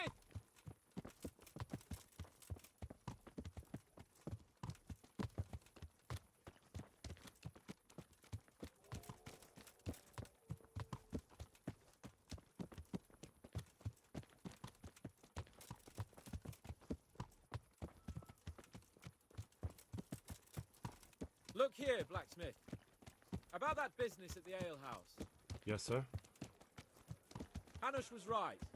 I should have behaved differently. More, well, gentlemanly. But that doesn't mean you were in the right. You can't throw a lord out of the tavern in his own town. Understand? Yes. I was just... What? Speak up! Don't worry, I won't bite your head off. It's just that when you said those things in the arena, sir, I was, a little upset. Ah! I just like to tease greenhorns a little. And you vexed me too. You were insolent to Captain Bernard and they rewarded you with service. Whenever I do anything reckless, even if it's for my honor, Hanush is on my back about it and I get punished. Like now. I didn't mean to threaten anyone. Well, it's all water under the bridge. Let's not spoil our hunt.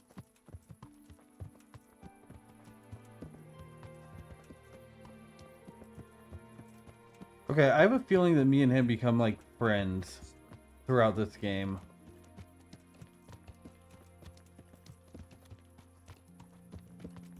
One of the nice things about not really knowing what happens in this game. Let us talk of something else. Is this your first time hunting? This kind? Yes. I've been hunting since I could walk. If you're not a complete blockhead, you might learn something useful. And if you don't cock it up entirely today, maybe I'll take you again. It's always helpful to have a minion at hand. As I said, I have hunted before, but it wasn't... Chasing bunnies with a pitchfork isn't hunting.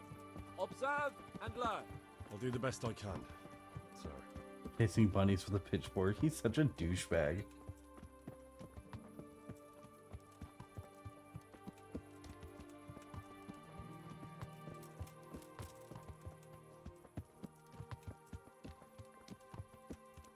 I'm really curious how hard this upcoming game title is going to be to run. I don't know if... that is, sir, I don't know if that's a suitable topic of conversation for the hunt. We're not hunting yet. I'd like to hear about it at last from someone who was actually there.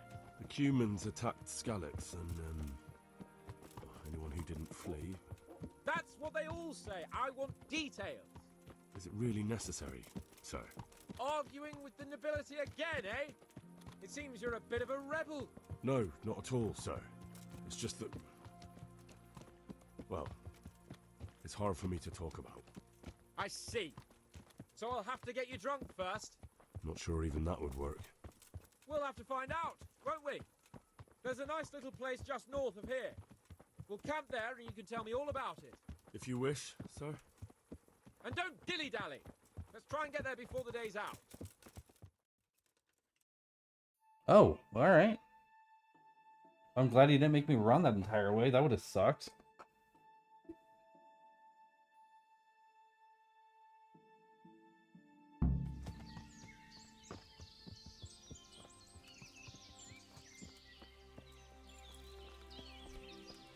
We'll make camp here.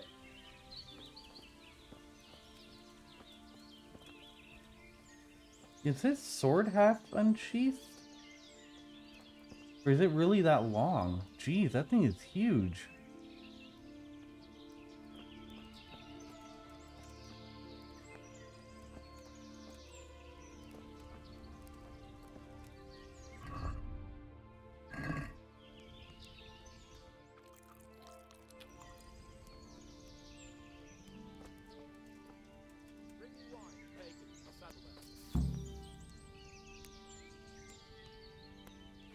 Oh, how do I get up? Escape. Wine and bacon from where? Here?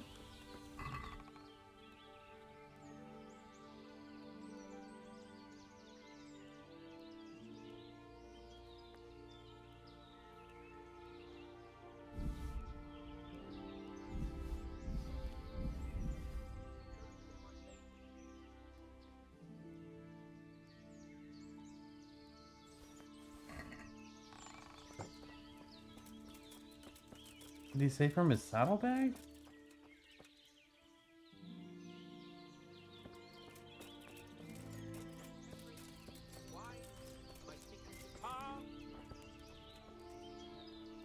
Coming up, sir. At long last.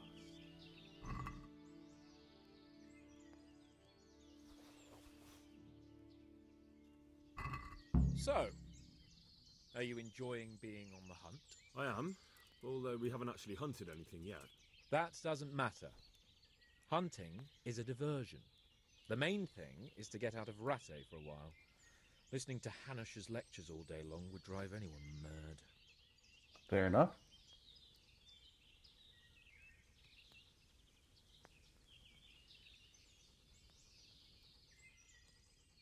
If I may ask, sir, what does a lord like you do all day?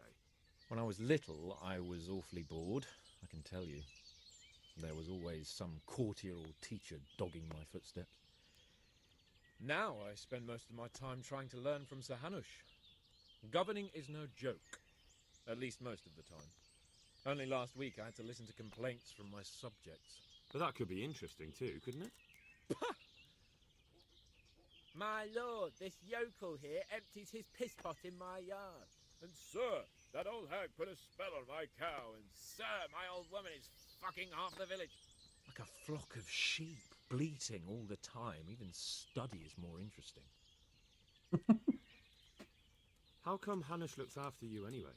For a start, he doesn't look after me. I'm not an infant blacksmith's boy. Hanush is just managing my property until I'm an adult. When will that happen? What are you implying? Nothing. I didn't mean it like that. Just so.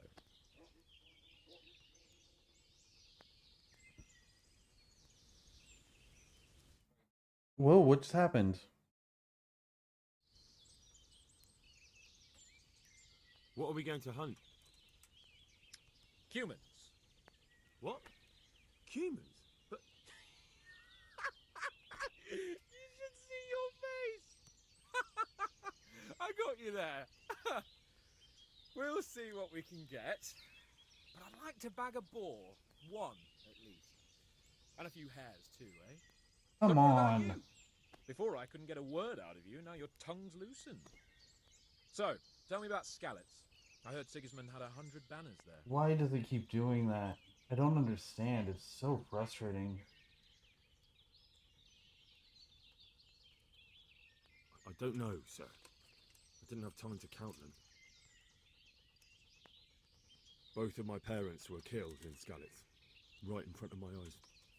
The Cumans slaughtered my friends and neighbours, and it was a miracle I got away. I don't know what else I can add. I'm sorry about that. But tell me, I heard in the tavern... What, that Sigismund flew down on a dragon? That the Cumans have horns and hooves? I'm sorry, my lord, but for me, Skalitz isn't a tale of adventure to share over a tankard of ale. All right. I understand. Well, never mind. Anyway, it's too late to go anywhere today. But tomorrow we set off at first light. Got it? Yes, sir.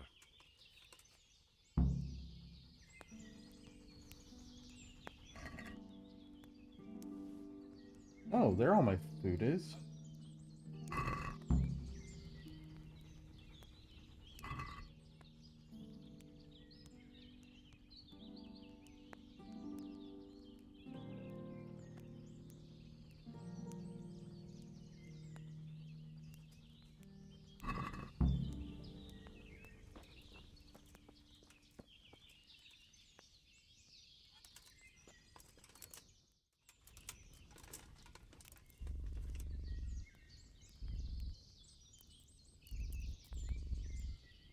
Well, what the fuck am I supposed to do all night?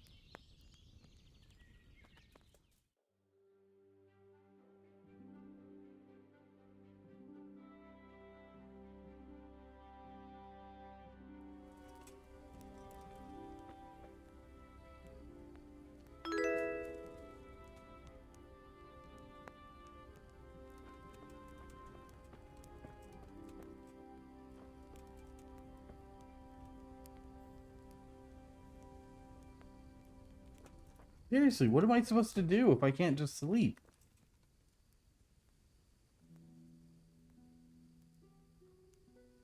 No thank you.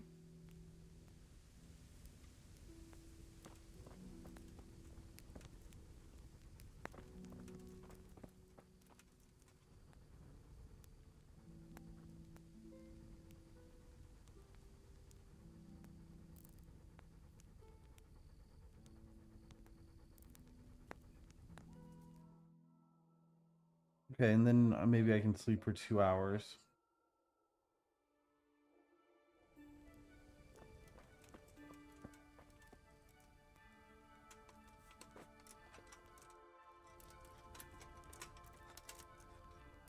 Perfect.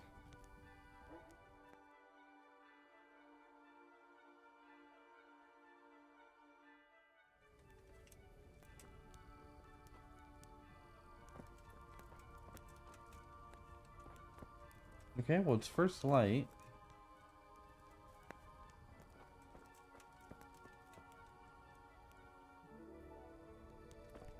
Okay, well, I guess I won't bother you. Try to sleep for another hour.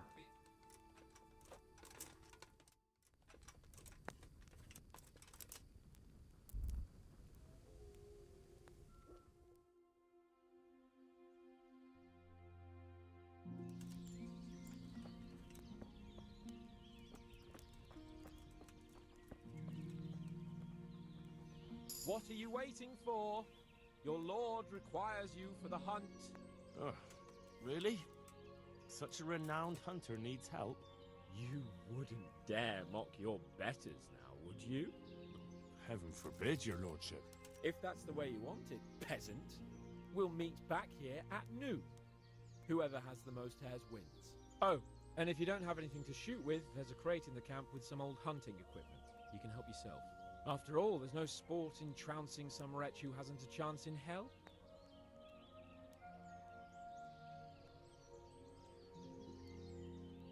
Maybe I was a bit hasty, sir. Too late, dung grubber. You can't back out now. And now turn your back for a while. I know a few tried and tested spots in these woods, and I don't want you stealing them.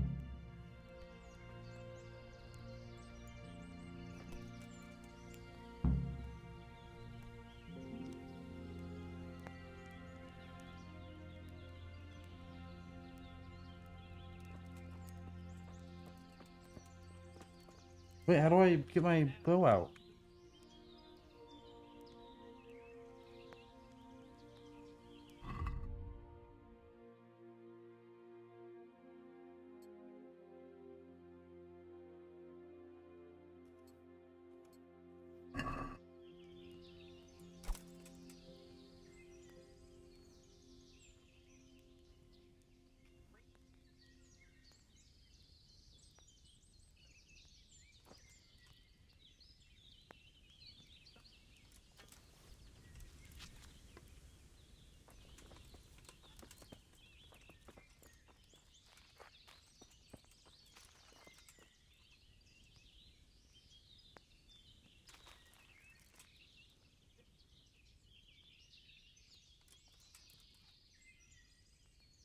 Wait, I just had it out. How do I get it?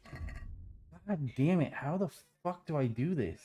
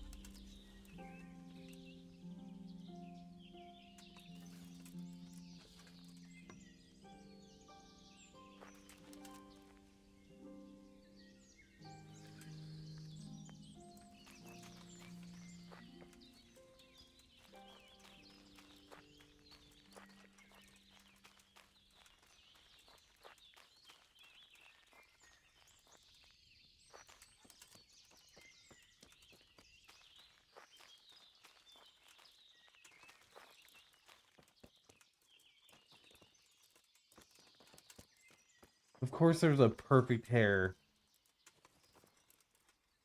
right in front of me, and I couldn't figure out how to get my bow out. That's so frustrating.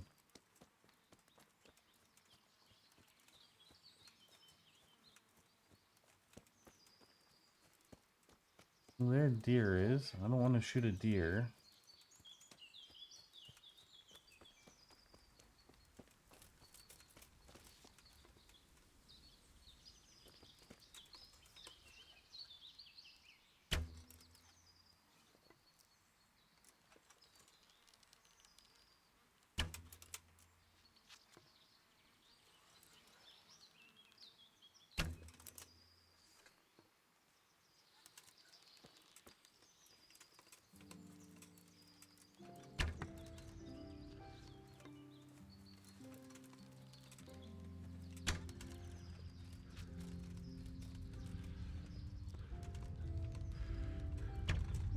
Come on.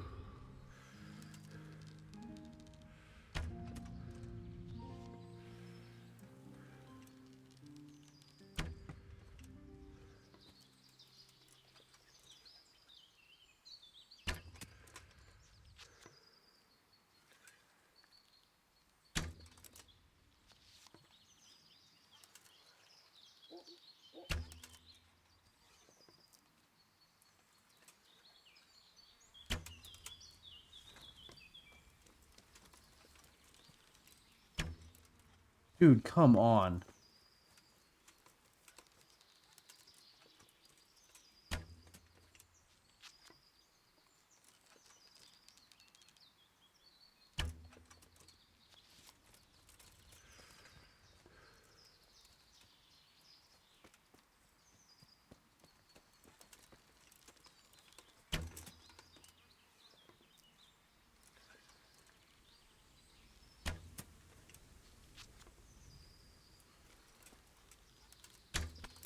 Finally, Jesus.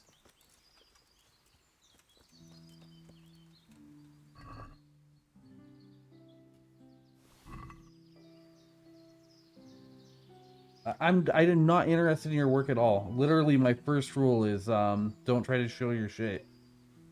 So, no, go away. I'm not interested. I make it extremely clear you have to hit accept in the chat before you even send a message. And it literally says that I'm not interested. Actually, I'll make it really easy. Hopefully this doesn't screw everything up, but I'm not dealing with this.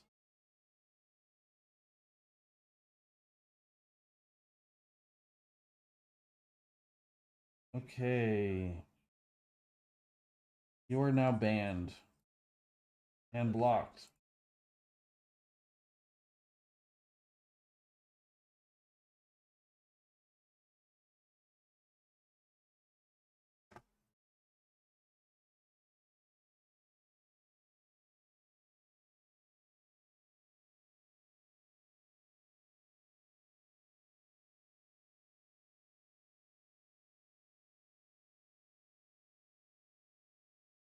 Is that a little harsh? Maybe, but you have to accept the fact that I don't deal with scammers. Please tell me, come on.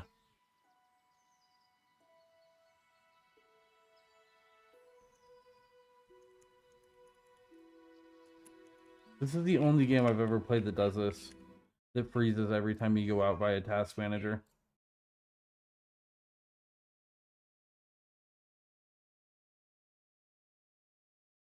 That's so frustrating. The amount of scammers there are on Twitch is ridiculous. It's the one nice thing about YouTube, even though I don't have I really don't have a following on YouTube yet. I don't get any scammers on YouTube at all who try to shill artwork and whatnot.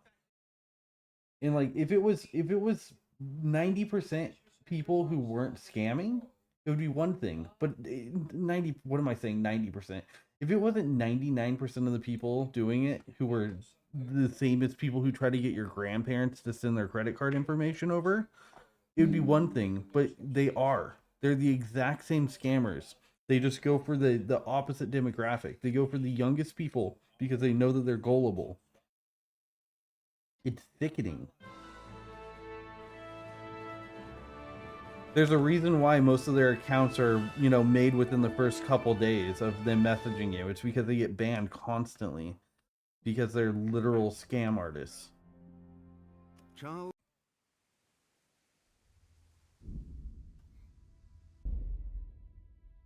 But yeah, it's definitely frustrating that every time I have to click out, it freezes the game.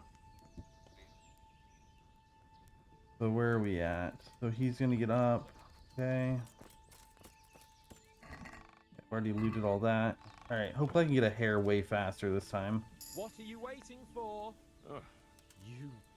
If that's the way. Oh, and if after all. By all means, Sir Hans. Ha! You'll soon be laughing on the other side of your grubby face. And now turn your back for a while. I know a few tried and tested spots in these woods. Alright, hopefully I can bag a hair within the first 20 shots.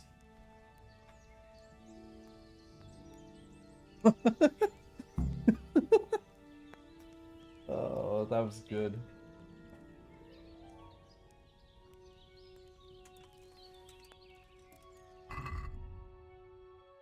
Okay, so we have 40 better hunting arrows.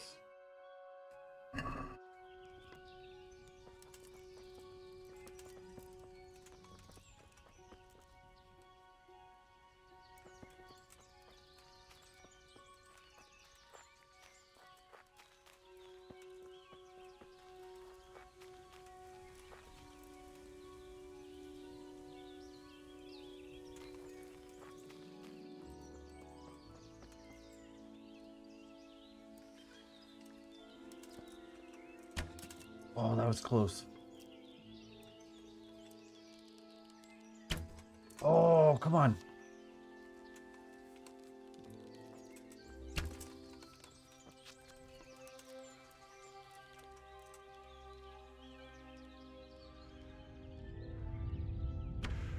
Damn it.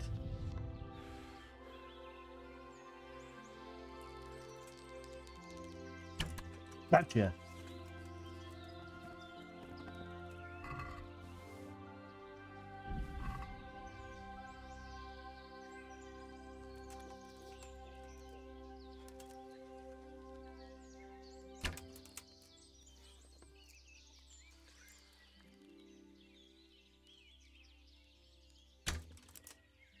Ooh, I feel like that was really close too.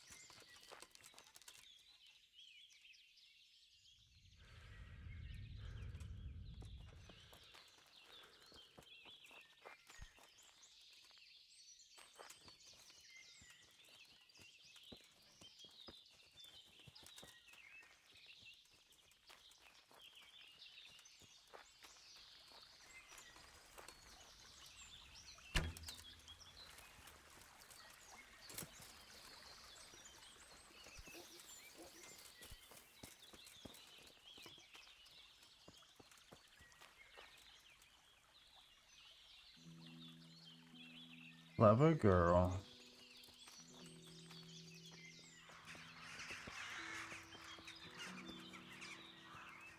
Fuck.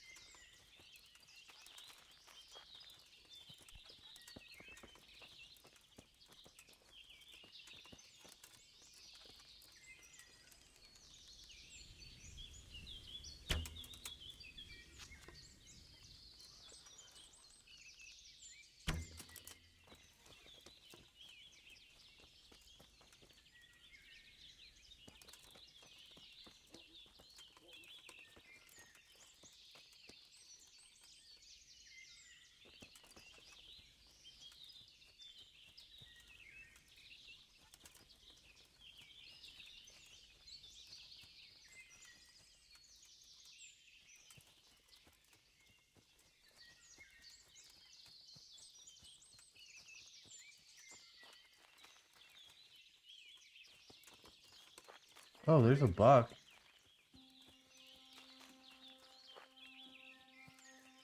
But I'm supposed to be hunting hares.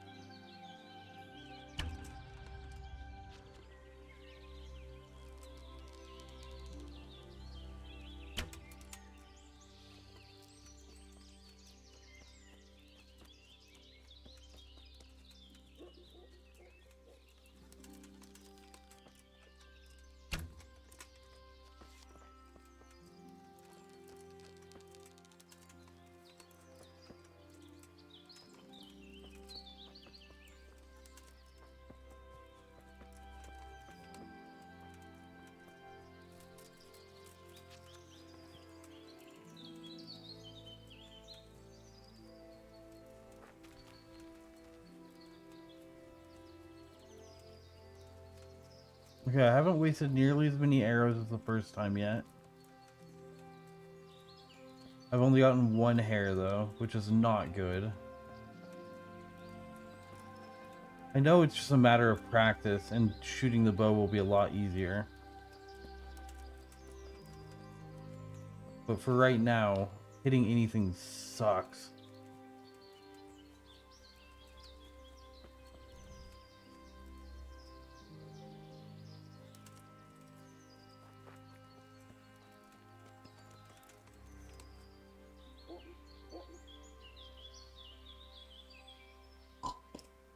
I may have to go to finish downloading Fortnite on a different PC.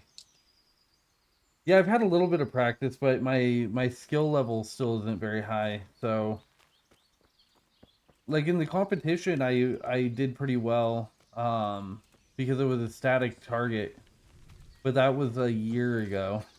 I had to redo it like 7 times.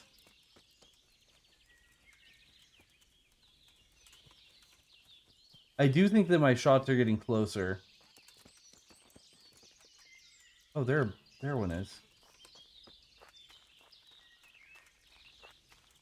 Come here, Mr. Bun Bun. There's another elf.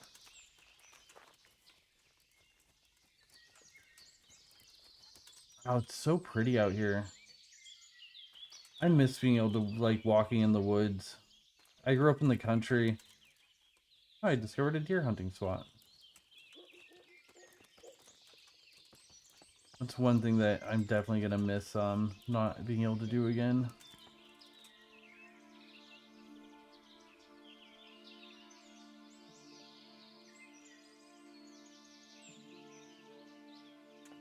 Skateboarding is gonna remain the main thing that I miss doing though. That and driving.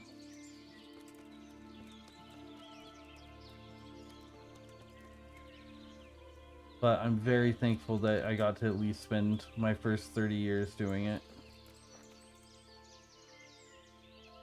It's a lot more than a lot of people get who have the conditions that I have. I just didn't know. Alright, come on, you fucker.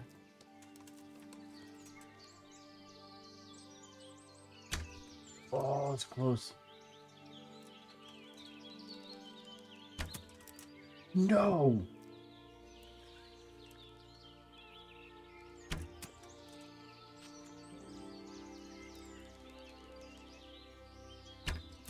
Oh, that was on target.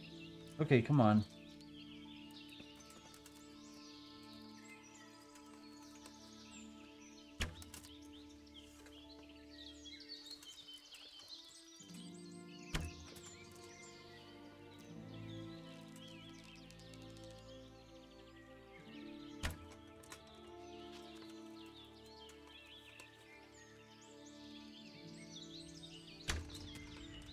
Too high.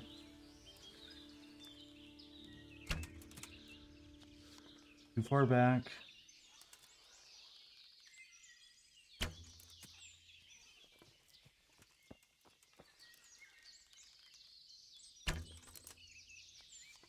Did I get it? Yes!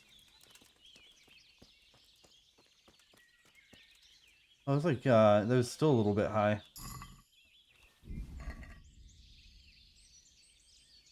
Thick.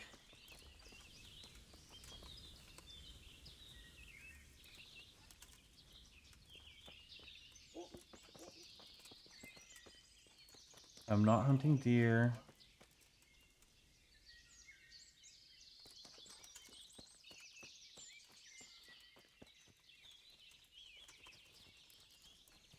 Bun Bun.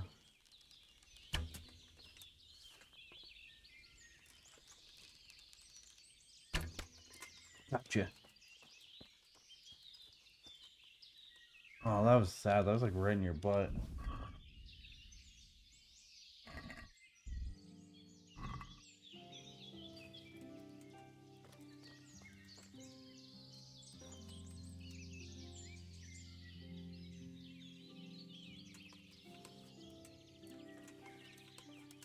Oh, I have no arrows. I thought I just picked up an arrow.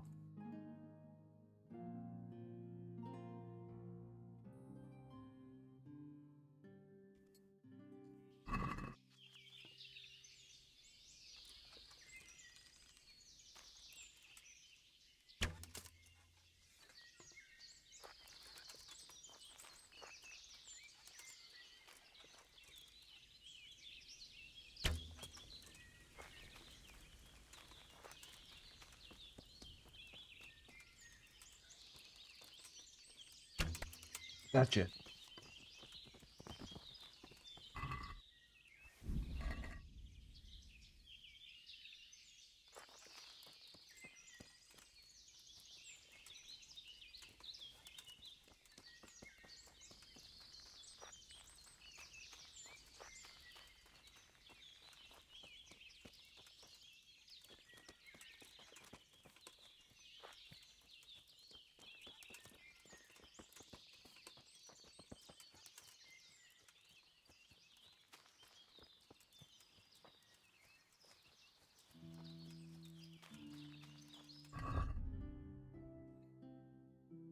Okay, so it's 8:58.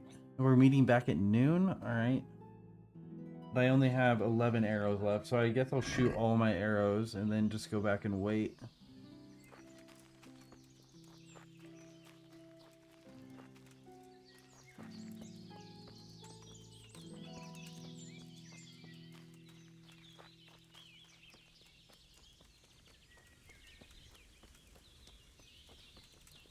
Oh, what's that? Is that an accident?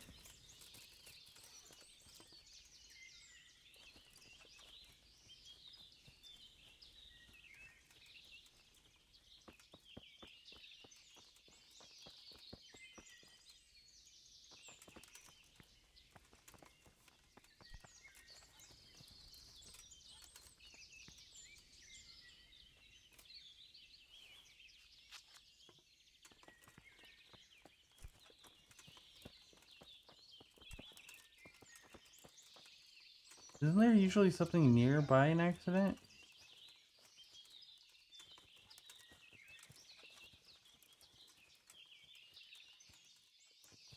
I guess not. Oh, yeah. Oh, sick. That over encumbered me by a little bit, but that's okay.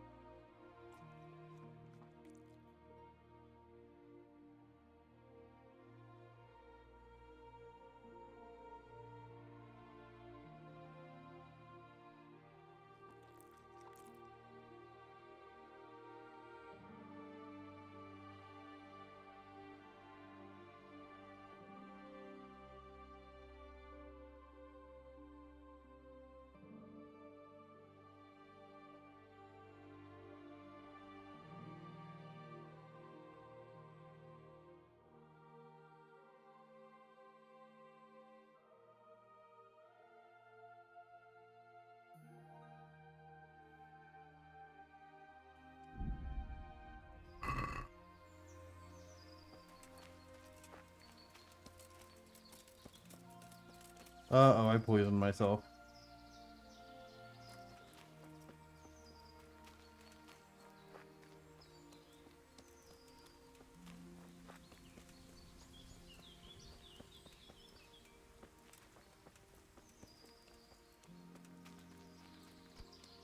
That salami was bad, huh? I should have just dropped it. Oh well, whatever.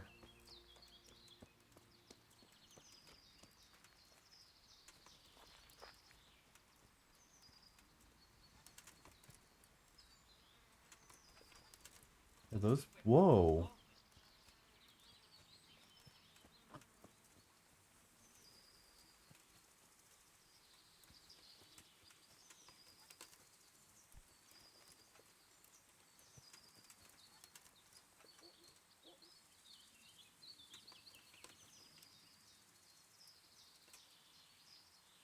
Which?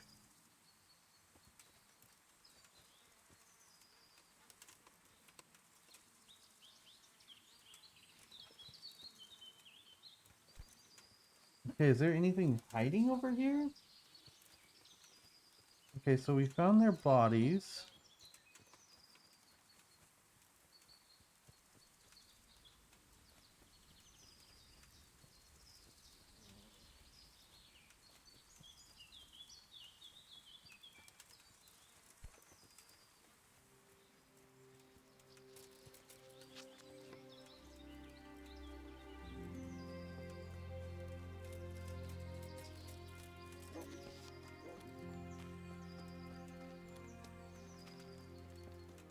Okay, I haven't seen any bunnies in a while, so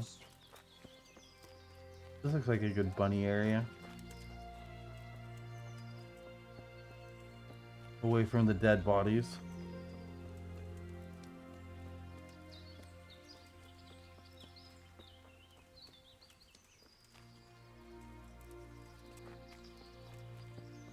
Now, 2 women are horribly murdered in the middle of the forest. Did they make a sound?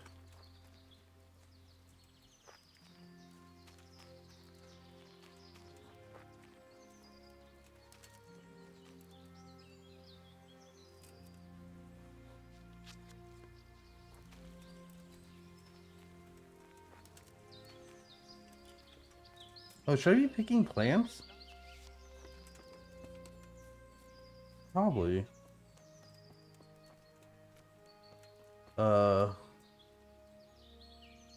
I believe we have found a vortex.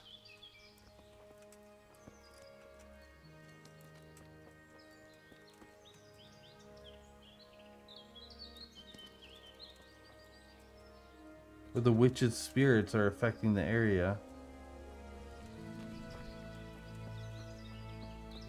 We must be weary of spirits in this land.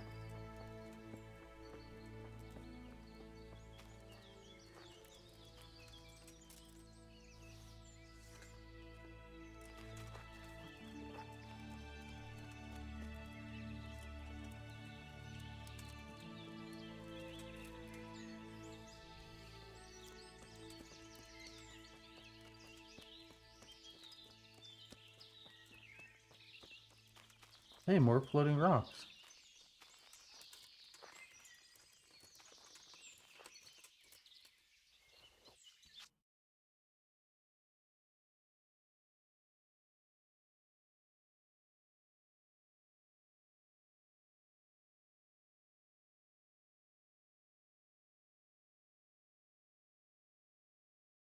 Shit, where's our camp?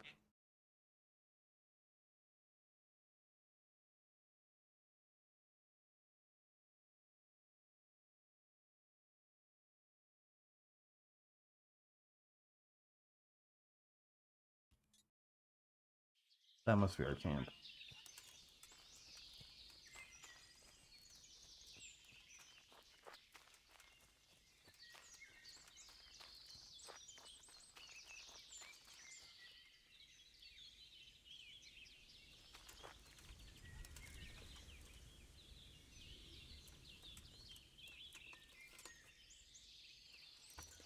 Oh, god damn it.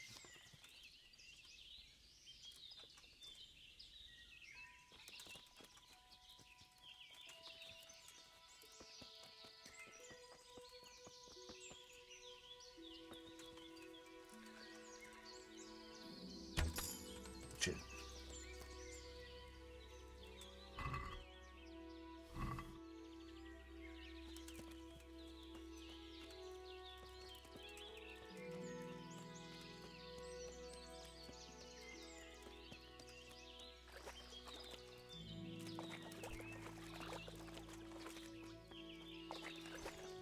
Get out of here.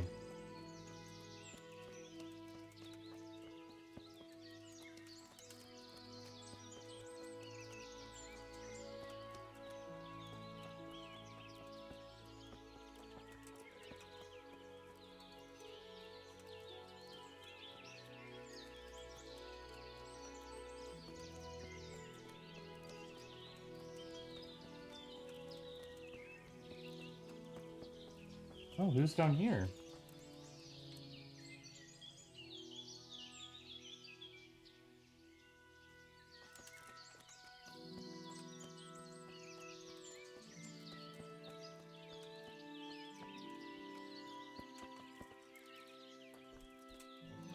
charcoal burner. Okay. With growing demand for processed iron, there grew a corresponding demand for charcoal, which could produce a temperature many times higher than unprocessed wood, much needed for the forging of steel weapons. The forges were supplied by charcoal burners, who spent most of the year living in the forest by their charcoal kilns. Great piles of stacked wood covered in clay with just a few vents for air, where in an oxygen-starved atmosphere the wood slowly paralyzed to charcoal. Each pile would smolder and give off much smoke for several weeks, during which time it had to be delved through repeatedly. After it burned out completely, the yield of the processed charcoal was unearthed from beneath the clay. The charcoal was then sold at a special market bearing that name, quite separate from traders and other goods. During the reigns of Wenceslas IV, the charcoal burners already had numerous rights and freedoms regarding the use of the forest, and were held in relatively high esteem. Resin was sold exclusively by wagoners and resin merchants, who themselves made a pitch for greasing their wheels. The charcoal burners produced resin and pitch only as a sideline. The pitch merchants provided pitch to tanneries to impregnate leather and mix it with tallow to grease the axles of wheels on wagons and carriages. Interesting.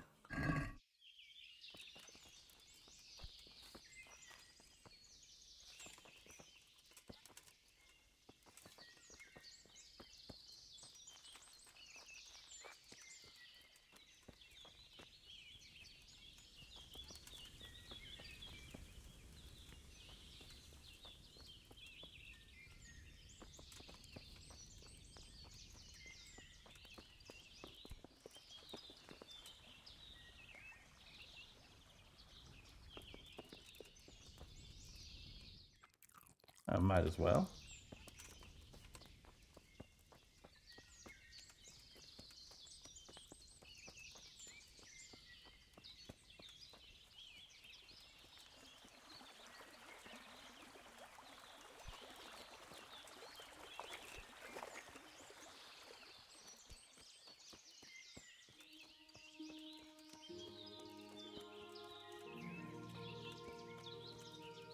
I think I'm going the right way.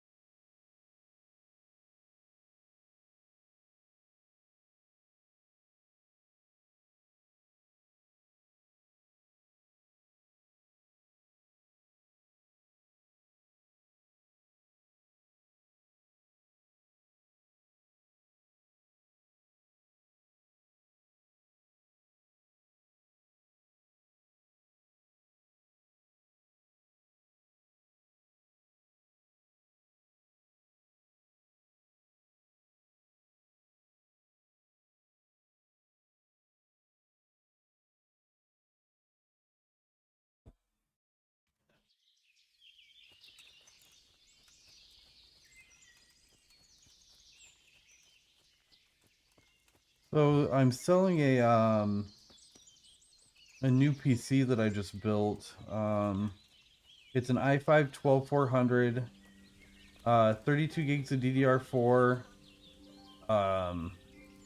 It's actually it's a pretty sick build. It's running an RTX 3050 8 gig, the PNY XLR 8. And I had a really horrible impression of the 3050 until I started using it. And for what it is, and for the price I got it for, I got it brand new for, well, under its MSRP. Its MSRP is like 250 or 280, something like that, which is ridiculous. I did not pay that much for it brand new. And it's actually, for what I paid for it, I think it's a pretty fantastic card. Not that it's really powerful, but the fact that it has it has a good codec on it. It's good for like photo editing, basic video editing, 1080p. You know, it's a good 1080p starting card. It doesn't take very much power to run, And the yeah, I'm pretty stoked on how it turned out. It runs Fortnite at 1440p, very low across the board, but it'll run Fortnite at 1440p no problem. 1080p it runs it just fine. Marvel Rivals and all the other eSport games it does just fine. Okay, this looks like our camp.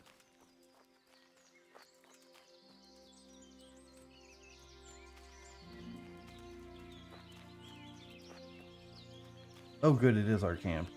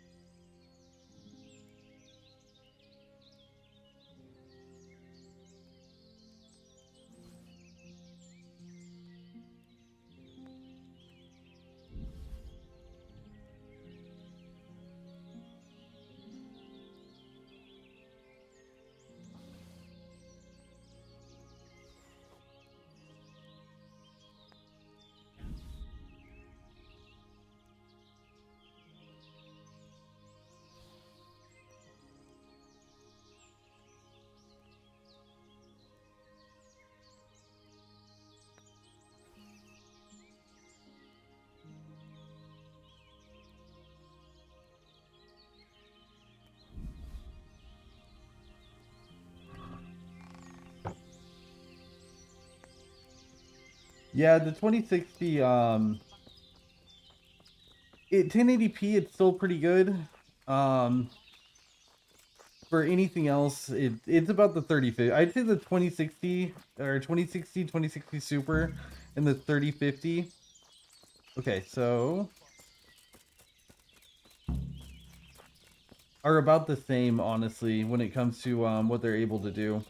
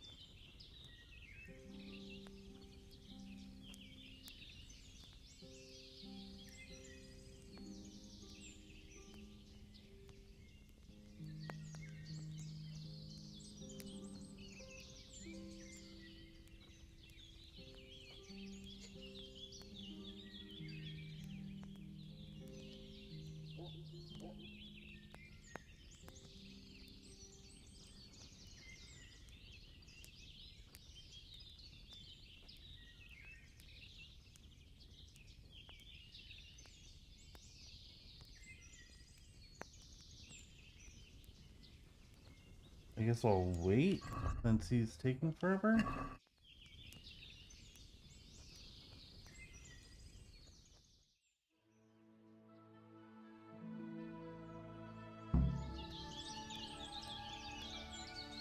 see how good you are. How did the hunt go for you, sir? I did quite well. Look. Show me. Not bad, though. Quite good, actually. For a common blacksmith's boy. Shouldn't there be some reward for the victor? Jesus, the insolence. A serf asking his lord for coin. But never let it be said I'm a pinch purse. Very well, then. Your serf humbly thanks you, my lord. And now come along. Oh hell yeah, Let's we go made and have money. some real game. Oh, I'm glad I kept some arrows. Henry, mount up and let's go hunting.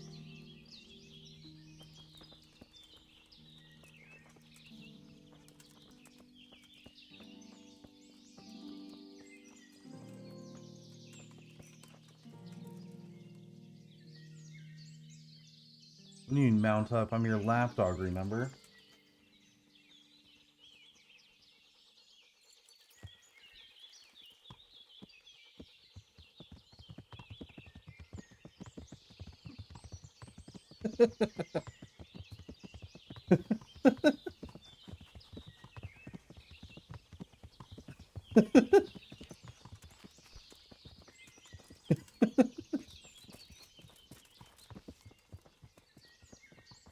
Oh, it's quality.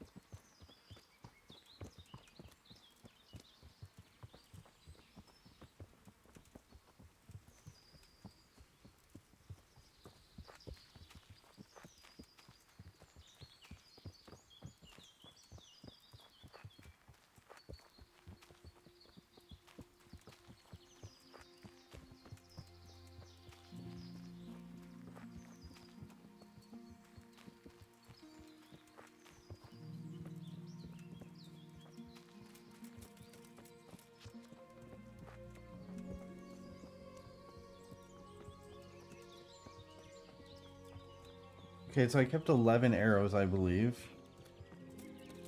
I think that's how many I have, right?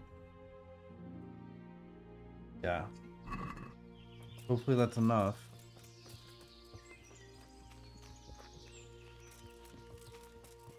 Oh shit, what if we don't go back to the camp?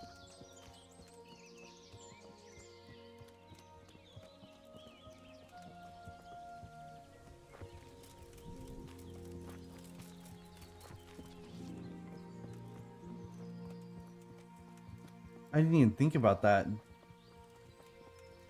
Hopefully we do.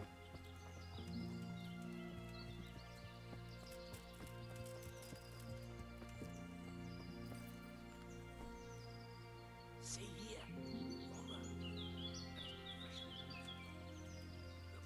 Somewhere nearby. So, just like last time, slow and quiet, whatever you do. Understand? Or watch out for them from the top of that mound there.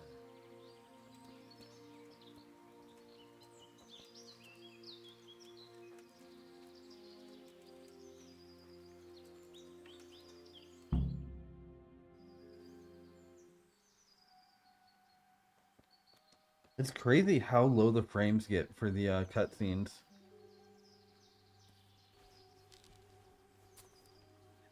You want to take him down with an arrow? It looks so bad. Certainly. Why wouldn't I? You won't kill him like that. Boar is hunted with spears. Is that so? So now all of a sudden you're a master huntsman, are you? Watch and learn.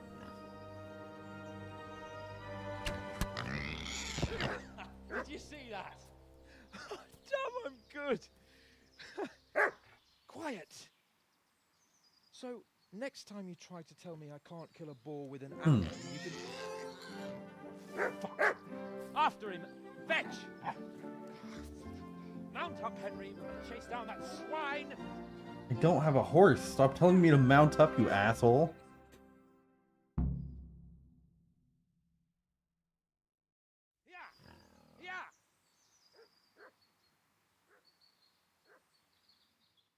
What the hell am I supposed to do?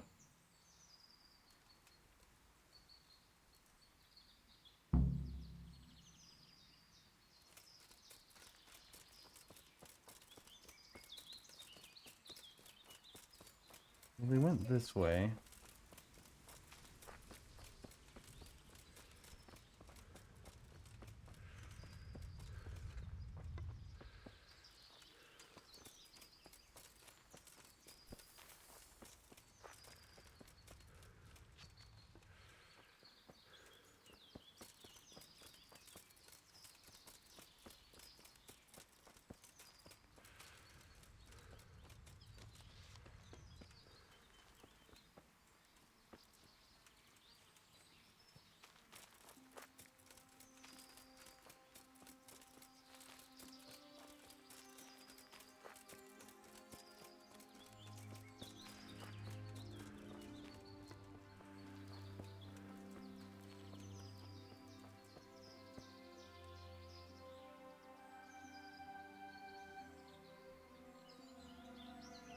Oh, shit.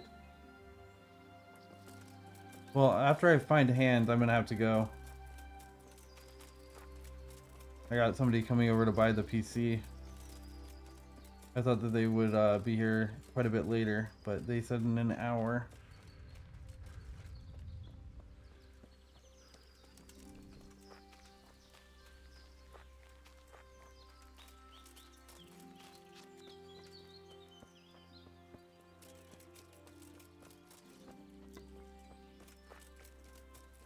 Look here! You bitch! Show me your tits! Come now, stop pretending to be a man and get those others out! Beszarás. És pont amikor kedvem lenne valakitől kiverni a lelket.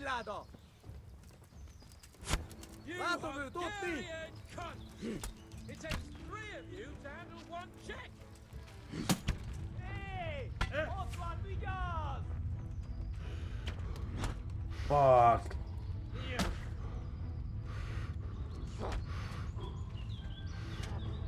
I'm dead.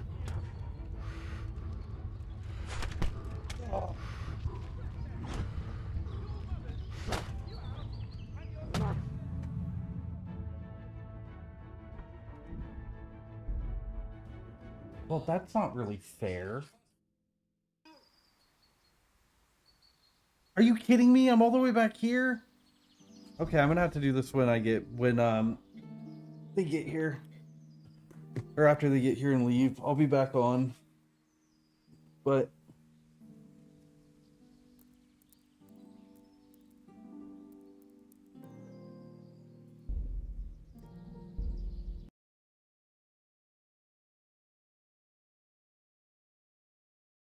okay. Yeah, it should I kind of want to try and get oh god, what's it called? Fortnite's finished downloaded on it. And if I have it downloading, it'll kill the stream quality because I'm like 3 stories away from my router. So I have to either choose to be on here or on there. It's you know, it's whatever. But yeah, I should be back on in 2 hours roughly. And we will continue our journey with Henry. I really do want, I know that I'm still at the very beginning of the game. I really don't know how much time there is left in it, but I'm assuming a lot. But I think the game's just going to get better and better right past this point. I think we'll end up going on some like actual like warfaring and whatnot, which I'm pretty excited for. But yeah, peace out for now, guys.